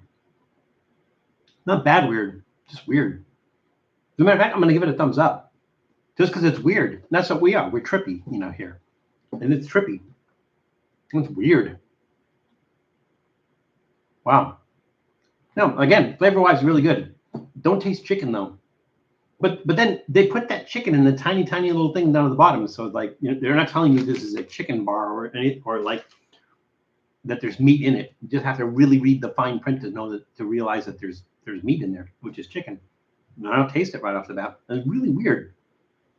That is an odd thing. So actually, it belongs here because we do trippy food. It's appropriately trippy. So I'm gonna, like I said, I'm gonna give it a thumbs up. So I mean, between the caffeinated donut and the chicken, the chicken, whatever you want to call that thing, weirdness today. Weirdness, I tell you. But I'm down with both. That's okay. What I miss here? Have you ever reviewed Hot Pockets? Not really. Should I, Sonic? Let me ask the room. Would you guys want to see me review Hot Pockets? I'd have to do all of them or something. But chicken a la king served in fresh made bread bowl. It's more like chicken a la king served in taffy. That's what that's like. That's really weird. Let's see. Yeah, I'm asking the room though. What do you guys think? Should I review Hot Pockets? You have to have a microwave to make those, or can you make it in the oven? Because I don't have a microwave. We're not the types to have YouTube channels really out of character. Yeah, fine dining, but you have a great channel because you're very entertaining. Like sometimes I'm watching you review a product, and then I realize by the end of the video, like they didn't review the product, they just sang about it. So it's like it's really interesting and entertaining. Fine dining, I love your channel. Everybody else, check that out if you have not. Check out Fine Dining's channel. So that's my story, and I'm sticking to it. I think Hot Pockets once in a while is okay to review. Well, when you say once in a while, so you're talking about doing it as part of the live, doing a Hot Pockets during the live stream, or are you talking about doing a trippy food episode on Hot Pockets? If I was going to do that, I have to do like a variety, but they're just not really weird. Hot Pockets are just not really weird. There's not really that unusual or culturally different about Hot Pockets. I don't know. That's just my line of thinking, but only if it's a special Hot Pocket flavor. I would agree, Fine Dining. Do they even make special Hot Pocket flavors? Like, durian? That would be cool. See, like Randy Rubel says, that's not a trippy food. That's the way I think, but I just, no, it's not weird. It's my menu for tonight. So tonight you're making Hot Pockets, Tom? Doing a Hot Pockets live review, like the ham and cheese, pepperoni and cheese, and breakfast Hot Pocket. Yeah, I don't know. I don't have to think about that one. Like everybody else said, it's not that unusual, unless they're terrible. If they're terrible, that might be worth doing because they, they're really, really bad. But I can't imagine they'd be really, really good. And it's like a pizza roll, right? Like maybe I should do those too. Those Tostinos, I think it's what they're called, the little pizza rolls, or Geno's pizza rolls. It's the same thing as a Hot Pocket, is it not?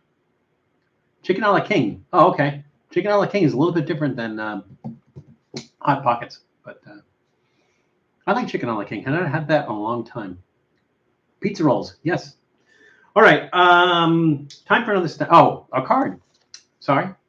The question was Curacao, Grand Marnier, and Cointreau are all flavored with what? You know the answer is going to be kumquat, so let's just start there. We go way back here. Let's see. I think Ice Hand said orange. Tom says they're all flavored with kumquat juice. I would accept no other answer. Tequila chili dogs from Pink's and nachos are what I'm craving right now. That's an odd combination. So the thing is, I wouldn't go get the Pink's hot dogs, bring them back, and then have the tequila and nachos, because then your hot dog's going to be cold, and nobody likes a cold hot dog. Then how do you do that like at Pink's with nachos and tequila? I don't know. It sounds like an interesting combo, Sonic, but getting all those three together in a place where they would be fresh sounds like a challenge. So okay, again, Ice Hand said orange. Tom said kumquat juice. Brandy said liquor made from sunshine. I love that question. I love that answer. Miguel Rangel said it's a nicotine patch, but I'm not sure if he was answering that question. Let's see. I think people started talking about tequila and the health bar and everything. So, Janice Yamanaka said they are orange flavored liqueurs. Everybody had a different answer on this one. They were in fact orange flavored liqueurs, but everybody had a different answer. So I'm going to give, let's see, the first person who picks out of the jar take 20 points. The second person who picks out of the jar take 300 points. The third person take 5 points. So we'll do it that way. I think there was 3 answers, something like that. So yeah, I trust you guys. That just seems to be the only way we can do it. All right, we are down to our last snack. We're doing great on time. We're down to our last snack. Let me ask the question first. What nut is used to make Bakewell tart? I have never heard of Bakewell tart, but apparently you use a nut to make that. What nut is used to make Bakewell tart? I'm going to put that on the nut tree. We're doing Takis today. I think it's Takis. And I think it's called Takis because it's like supposed to be like taquitos, right? With taquitos are the little rolled tortillas that are fried. I think they're fried. They're usually stuffed with some sort of meat. So I think it's called Takis. The jury is out. I have heard a lot of people pronounce it differently. Takis, Tukis. Takis. I'm saying it's Takis. If you guys know differently, let me know. Takis has been around for a while. It was the Takis were originally introduced in Mexico in 1999. They were introduced in the U.S. in 2004. So the company that produces Takis is Barcel. They're the ones that make hot nuts. And Barcel was since purchased by Bimbo. I know it looks like Bimbo, but it's Bimbo because it's Mexican. Mexican company. Barcel was founded in Coppell, Texas in 1978. So they've been around for a while, but Takis not as long. 1999 was when they were first introduced in Mexico, 2004 in the United States. These in Mexico. Now, these are Kettlez, Kettlez, which I think is supposed to be like kettle chips. This is the unusual thing, is the fact that they look like potato chips. Now, that would be really, really unusual because Takis are always using like corn, like tortilla chips, right? So it'd be really, really unusual if they're using potato. Let's see, they're potato chips. So this is kind of a big departure for Takis that they're using potato chips. But it says Habanero Fury, so you think they'd be hot, but then it says artificially flavored. Tiny, tiny letters. So you have to really, really look at that to see that it says artificially flavored. How do you create artificial habanero flavor? How do you do that? I mean, like, what are you using for the heat? It's supposed to be hot, right? There's there's potato chips burning in flames, right? It's supposed to be hot. I just saw these. I thought these were really odd. And apparently they're new, and they're getting in the potato chip business. So let's see. Ingredients: potato. They're potato chips, vegetable oil, seasoning, maltodextrin, salt, citric acid, monosodium glutamate, natural and artificial flavors, potassium chloride, vegetable oil, sugar, dextrose, calcium silicate, modified cornstarch, yellow 5 lake, and yellow 6 lake. I do not see chilies. I do not see habaneros anywhere listed in the ingredients. These are weird. Let's see. Sure hope those Takis don't taste like Takis. Yeah, me too, fine dining. I wonder if they smell like Takis. Ghost J has a bigger chin. Ghost J. Jay Leno? Oh, Ghost Nemesis. Oh, okay. You're talking to somebody named Ghost. I didn't get that. Hi, Ghost Nemesis. Welcome. I don't recognize your name. I think you're new to the chat. If so, where are you from? I don't need a street address or anything, but nearest metropolitan city. Where are you from, and what brings you to our chat and our live stream today? Ghost Nemesis. May I just call you Ghost? They smell like chips. They look like chips. They don't look like kettle chips. They look like chips. Well, they are kind of like, they look a little well done. Val, have you ever eaten phage Greek yogurt? Yes, I have.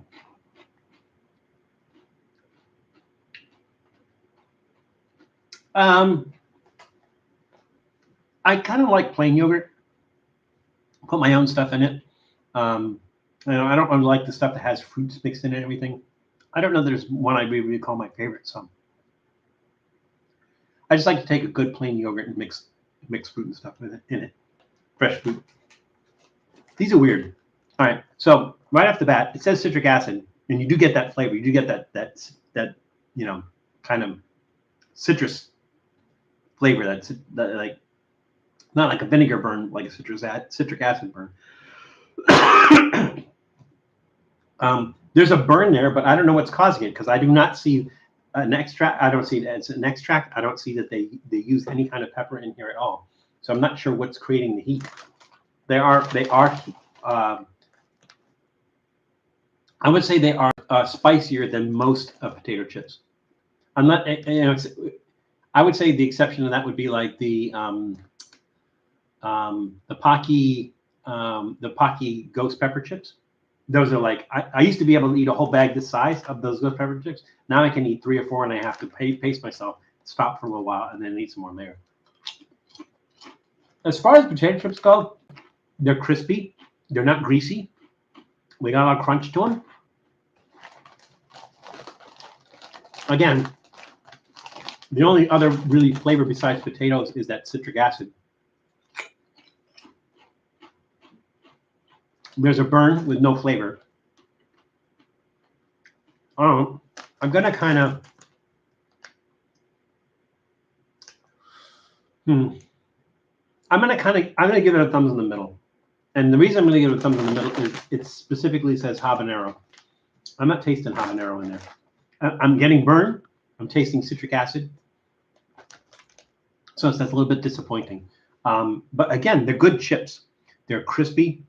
They're not greasy. They do bring the heat. But dude, don't put the word habanero on there if you're not going to taste like habanero. So yeah, thumbs in the middle on that one, I think. It's not terrible, but just disappointing. No habanero. Faye. Oh, that's weird too. Fine dining. I think Takis is like Lay's and Ruffles and Pringles. Not really, because Takis typically are corn tortilla chips, and they're rolled up. That's typically what Takis are, which is nothing like Lay's or Ruffles. Lay's and Ruffles are similar. Pringles are not similar because Pringles is made with wheat and potatoes, and it's chopped up and then formed. So it's not like Lay's, Ruffles, or Takis, because like I said, it's chopped up and formed. So Pringles are a separate, completely separate animal. Lay's and Ruffles, these might be like Lay's and Ruffles. except we really haven't done a lot of Ruffles, but they don't have a lot of variety and flavor like Lay's does. Lay's is always disappointing though. Very, very seldom have I had like a Lay's that I think delivers on the flavor that they advertise. I think a lot of times, like especially if like Lay's and Pringles are both guilty of this. If they do something that's meaty, like I would say the Pringles, what was it, the Pringles Wendy's burger ones didn't taste like burgers because there's no meat in it whatsoever. You know, the seasoning is there, but there's no flavor of meat in there. The exception of that is like last week we did some Keogh's chips, and the Keogh's Irish flame grilled steak chips are just like if you want a meat a meat type chip that tastes like meat, that's the one to go to because they actually use powdered beef in that, and it has that meat flavor. But everything else is like Lay's specifically almost never delivers on the same flavor that it's supposed to have. Ruffles, again, haven't really visited that a lot, but I've not really seen the same kind of variety in Ruffles that they have in Lay's. So that's my Takis versus Lay's versus Ruffles versus Pringles kind of argument. I don't know, like if I'm going to say like there's a brand of chips that always delivers on flavor. There's one, I can't remember the name of it. It's like there's mountains on it. I don't remember that. I don't remember the brand name. Those are pretty good. They usually deliver on the flavor that they're supposed to have. Almost none of them deliver on the meat flavor. Ruffles, again, really basic stuff. I haven't had Ruffles in years only because I really haven't seen any interesting flavors of Ruffles. And then Lay's are almost always disappointing. Lay's are like the Oreo of the potato chip world. So, and I say that because like Oreos always comes out with other flavors, and like most of the time it's like, dude, why, where, why, you know?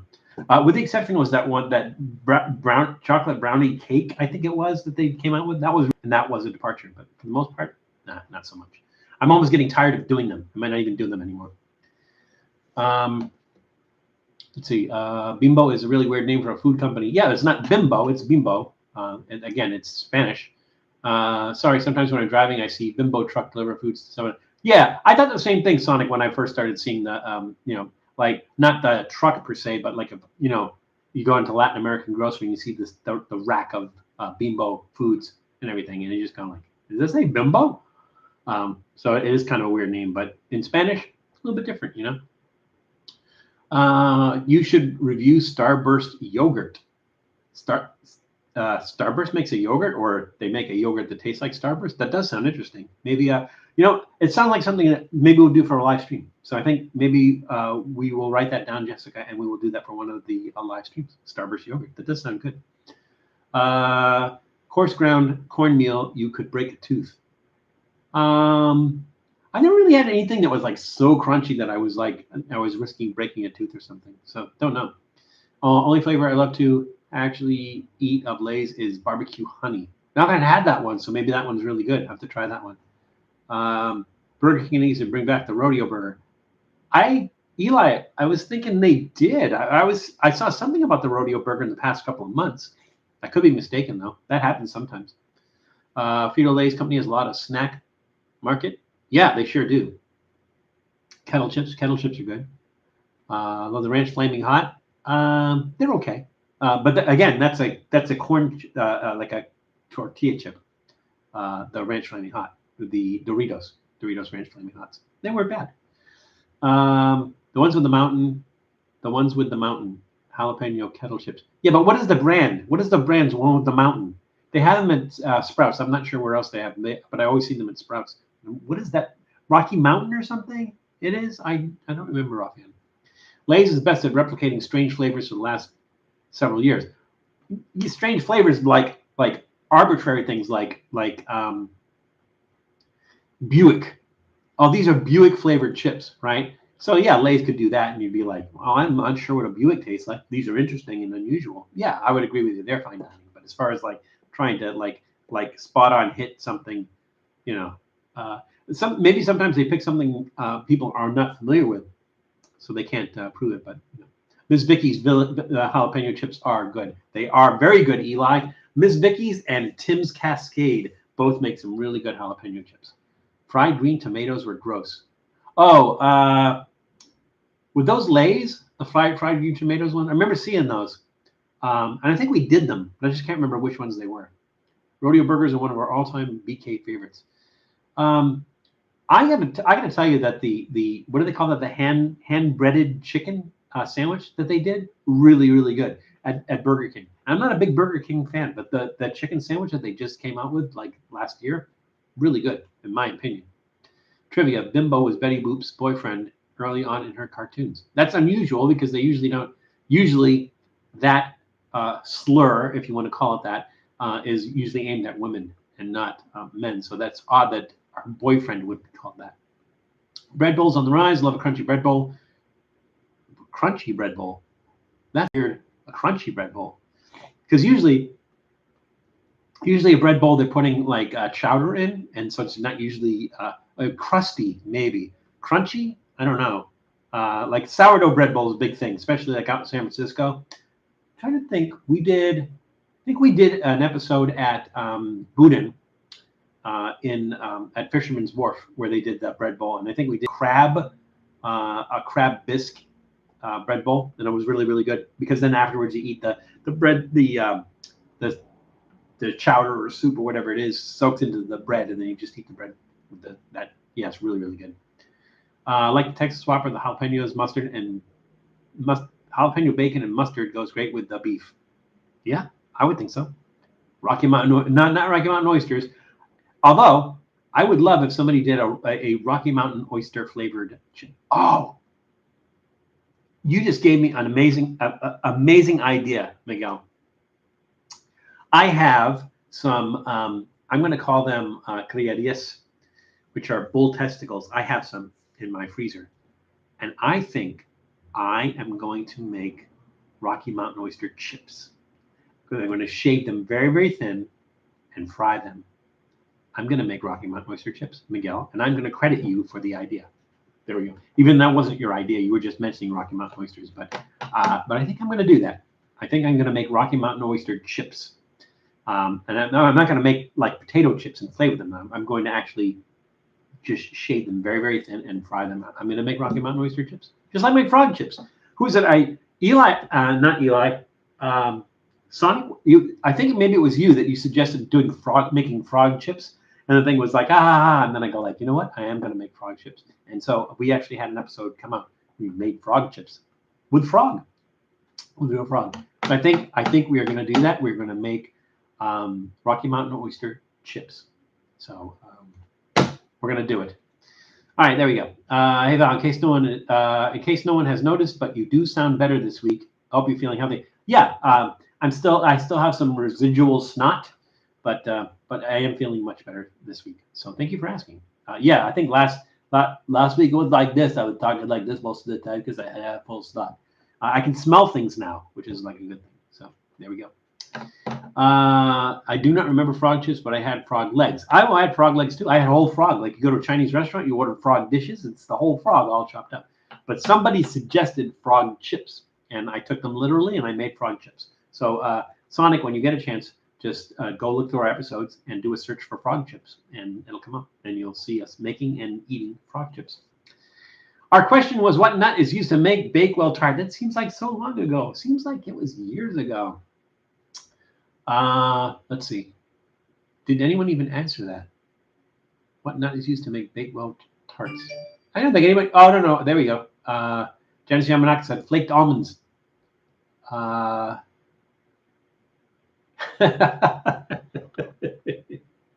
Ice Hand said these nuts. Not those nuts, these nuts. Fine Dining said pistachio. Duncan Spencer said almond. Wow, we're all across the board here. Randy Rubel said hazelnuts. And who doesn't love hazelnuts?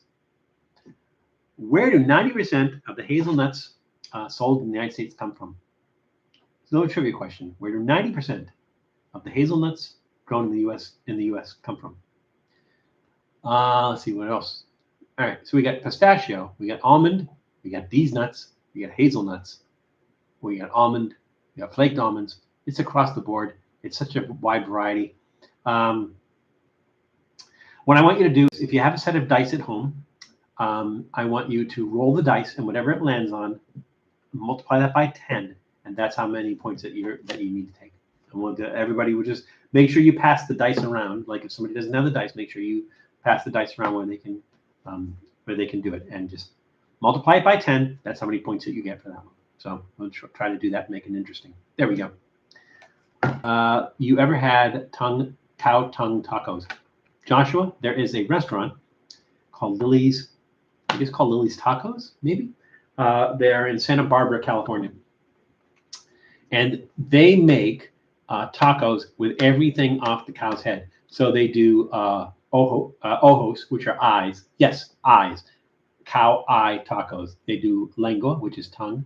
They do cabeza, which is the meat off the cow's face. They do labia, which is lips, cow lips. They make cow lip tacos, and I've had them, and they're all very, very good. If you, I'm trying to remember. I think we maybe only did 2 or 3 different kinds, but with Q the Critic. This was years ago, so just check one of our earlier episodes where we actually went to Lily's Tacos in Santa Barbara and had, I think I had the eyes, the ojos. And I don't remember what the other one is, but lengua. Lengua is a big favorite of mine. Did we do lengua? We did Grand Central Market in LA, and we got some tacos. And I think one might have been hogmao, which is pork stomach. And I think the other one might be lengua. But I love lengua. I love beef tongue. Lamb tongue, really good. I've been to places where they made lechon, which is the whole cooked pig, where you still have the tongue in there. So the tongue is roasted inside. It was delicious, absolutely delicious. So Joshua, the very long rambling answer is yes. I have had cow tongue tacos and love them. So Kermit is going to be sad. I have tried legs, but chick's greasy. Since Brandy, here's the weird thing about frog legs, right? It's like, why you're gonna catch a frog, right? You're gonna take the legs off, and what are you gonna do with the rest of it? Throw it away? Throw the rest of it like. I like the Chinese application of that. Like if you go to a Chinese restaurant where they serve frog, they chop up and eat the whole thing. Now, the reason that most people don't do that is because frog has lots of tiny, tiny, tiny little bones in it. So it's a lot of work. Like the legs have those long bones in it, right? It's a lot less work. But the rest of the frog has a lot of little tiny bones, and it's a lot of work. And so you're kind of like, working off the bone, and that's why a lot of people don't do that. We won't serve you the whole frog, just legs. But the flavor is the same. And it's kind of a waste if you don't eat the rest of the frog. And so, that's what I am a big proponent of the fact that if an animal has to die so that you can eat it, you should consume the whole animal, right? Don't cut the frog in half and just eat the legs and throw the rest of it away and everything. You killed that frog, eat that frog, eat all of that frog, cow tongue, right? You're going to kill a cow, eat the tongue, eat the testicles, eat the heart, eat the lungs, well, maybe not the lungs, but eat the heart. Eat every part of it, because an animal had to die so that you could eat. Show some appreciation and eat and consume the whole animal. That's my story, and I'm sticking to it. All right, Rolling Stone, something because we were talking about rolling the dice for the points. Although I got to be honest with you, I think I like Linda Ronstadt's version of Tumbling Dice better. That's just me. Let's see. Willamette Valley, Oregon produces most of the hazelnuts. You are correct, Janice. It is Oregon. Oregon in general. Willamette Valley is the Willamette River is the one that goes from the Columbia River, which is between northern Oregon and southern Washington State. It goes down this way, and that Willamette Valley is where the hazelnuts are produced. So there is a burger chain up there called Burgerville, and during different times of the year, depending on what's in season, when they add things like Vidalia onions. When Vidalia onions are in season, they do Vidalia onion rings. So I think it's November where they harvest the hazelnuts. They do hazelnut shakes. So yeah, hazelnut's a big thing up there. And then they're all awesome Marionberry, which is sort of like a hopped up. Janice probably knows this because she spends a lot of time in Knott's Berry Farm, so she's probably well versed in her berries. Marionberry, I think, is a cross between a couple of other berries, but really it is not the crack smoking mayor of Washington D.C. is actually a berry. ACDC, Queen of Jacks. She gave me the jack. I think that was maybe that one you're talking about. That was back in the Bon Scott days, I think. Bal Pig's Feet. I love pig's feet, Randy. Love pig's feet. As a matter of fact, did I ever do pig's feet on the live stream? I know. I think what I did was Matt and I went to one of the fairs, and they were trying to convince us to. Or somebody was joking around saying, "Hey, if you bring it, I'll fry it." And we're like, "Okay." So we brought pig's feet with us, and they go, "Oh no, we're just kidding. We can't do that. We can't put anything else in there." So I think check it out, because I think I did an episode where I made fried pig's feet. They're unusual, but I just like regular pickled pig's feet. But when we were kids, my mom used to make them on the stove. She'd make her own pig's feet. So there we go. Pig ears with soy sauce, sliced cold tofu, seaweed with pork dumplings. Yeah, Sonic, in a lot of Chinese restaurant, they have the pig ears, which are kind of rolled together, because there's that kind of crispy membrane inside the pig ear, and they kind of roll it in a little pinwheel and everything. So I've had those. We took the bones out. It would be crunchy now, would it? Tom, you were talking about crunchy frog. Number 7, crunchy frog. Food waste is a terrible thing, and everything has a use in some way or another. Native Americans totally have that philosophy right. Absolutely. Fine dining, one of the other philosophy Native Americans have is they apologize to the animal when they killed it. They go, "I have to feed my family. Thank you for making the sacrifice of dying so that I can feed my family." So, yeah, no, we don't do that now. Understand using the entire creature, so does quail, pheasant. Yeah, well, I mean, you have to serve the whole thing with quail because, I mean, like, honestly, it's such a tiny bird. Although I've never had it with like the neck on. Never had that. I've had chicken with the neck on, duck with the neck on, but never quail. What was the answer to the nut question? Yeah, we're getting there. Oh, it was almond. I'm sorry. I thought we already did that with the throw the dice thing and the points and everything. So if not, then we miss out on that one. Maybe there's no points for that. I thought we did that. Marion Barry was set up. Maybe. But either way, he's dead. And the berry, yeah, that's right. It was it Berry or Barry? Fine dining. I don't remember. I'm back. What happened? Well, we went off on a tangent. That's what happened. She had more class than Haley Berry. I could see you and me riding on the ferry. Oh, because we're riding. Had more class than Haley Berry. I could see you and me riding the ferry. It's probably from a song, and I don't recognize it. Fun fact about beef: with USDA, spleen is not certified for sale. I, as farmer market to local high farmer, looked at me sideways. Why? I have had spleen before. You might have done a Trippy food episode on spleen. I like spleen; it's delicious, but yeah, not a very popular meat, and probably for the reason that you mentioned, Brandy.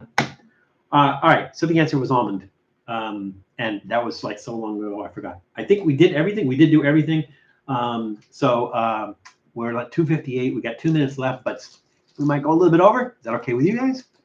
So Tom is already, but he has to go do his stream. For those of you who don't know, Tom almost always, not always, but almost always, does his live stream 2 hours when we end. So right now we're coming up on 3 o'clock Pacific time. So at 5 p.m. Pacific time, Tom is doing a live stream, and be sure to check it out. It's always fun. He usually goes about an hour or so, but he always cooks something, always makes something from scratch, and it's always fun and entertaining. So check out Tom's channel. In 2 hours, Tom will be cooking on his live stream.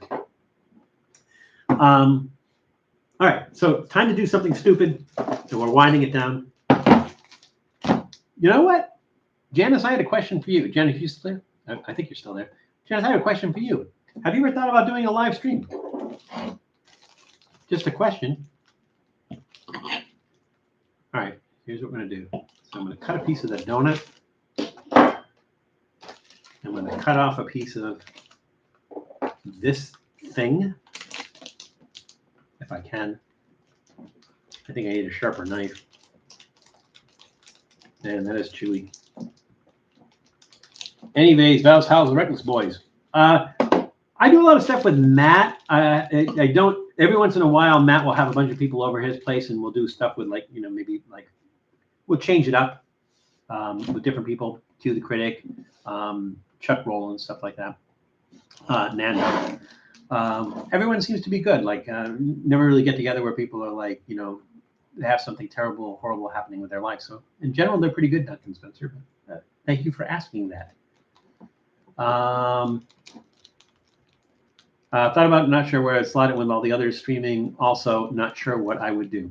Well, here's what we'll do, Janice. We'll figure out a way that I'll have you on one of our live streams, and we'll try it. We'll see how that goes.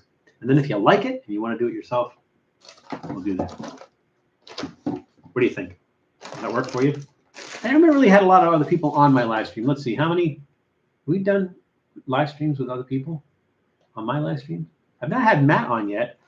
We've done some with DJ, with Dallas. I've done a couple of live streams with him. I'm going to say one more extra hour, then you can end the stream. I don't know about an extra hour. I think for most people that 2 hours is kind of a nice. I mean, like, I don't know how Matt does it. Matt will do 12 hours, 12-hour stream. But usually by the 10th or 11th hour, he's either like physically exhausted or drunk. And so, I don't know how practical that is. I just cut one of these fruit balls, fruit and nut snack balls. I just cut one open, and you can see the peanuts inside that. You couldn't taste them. That's kind of weird. Katie, Beyonce eats okay as professional eater. Yeah, love Katie. I think I'm going to try to see if we can live stream from the Hot Sauce Festival in San Diego and see if we can have Katie join us for that. We'll definitely film some stuff with her while we're down there, but it'll be kind of cool if we can get her on a live stream. What am I missing? 1, 2, 3, 4, 5. I'm missing the Takis Kettles.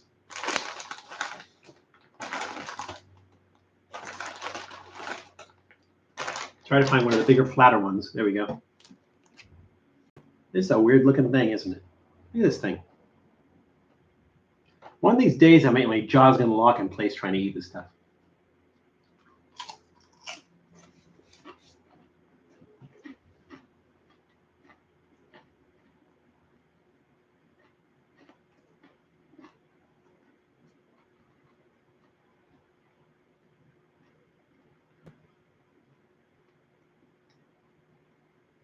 There's a lot going on in there.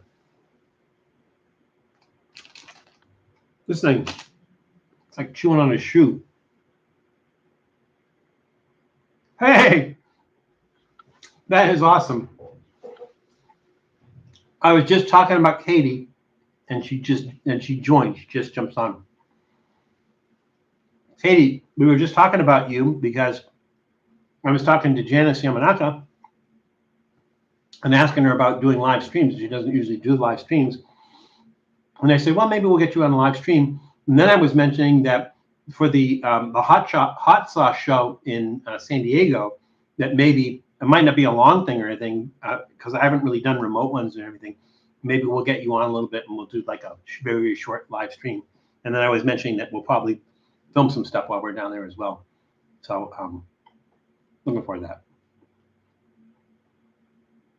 I just think that's really funny, Katie, because like I said, we were just talking about you and then you popped in. Let's do this. Let's talk about LA Beast and see if he jumps in there. Let's talk about Dame Drops and see if he jumps in there. I can promise you that's not going to happen. We are going to have fun, Katie. It should be a lot of fun. I'm going to bring some stuff down with me that we're going to try. I know you've done it before, but I haven't done it, and I just picked up the bomb. So we're going to do that because I haven't done it yet.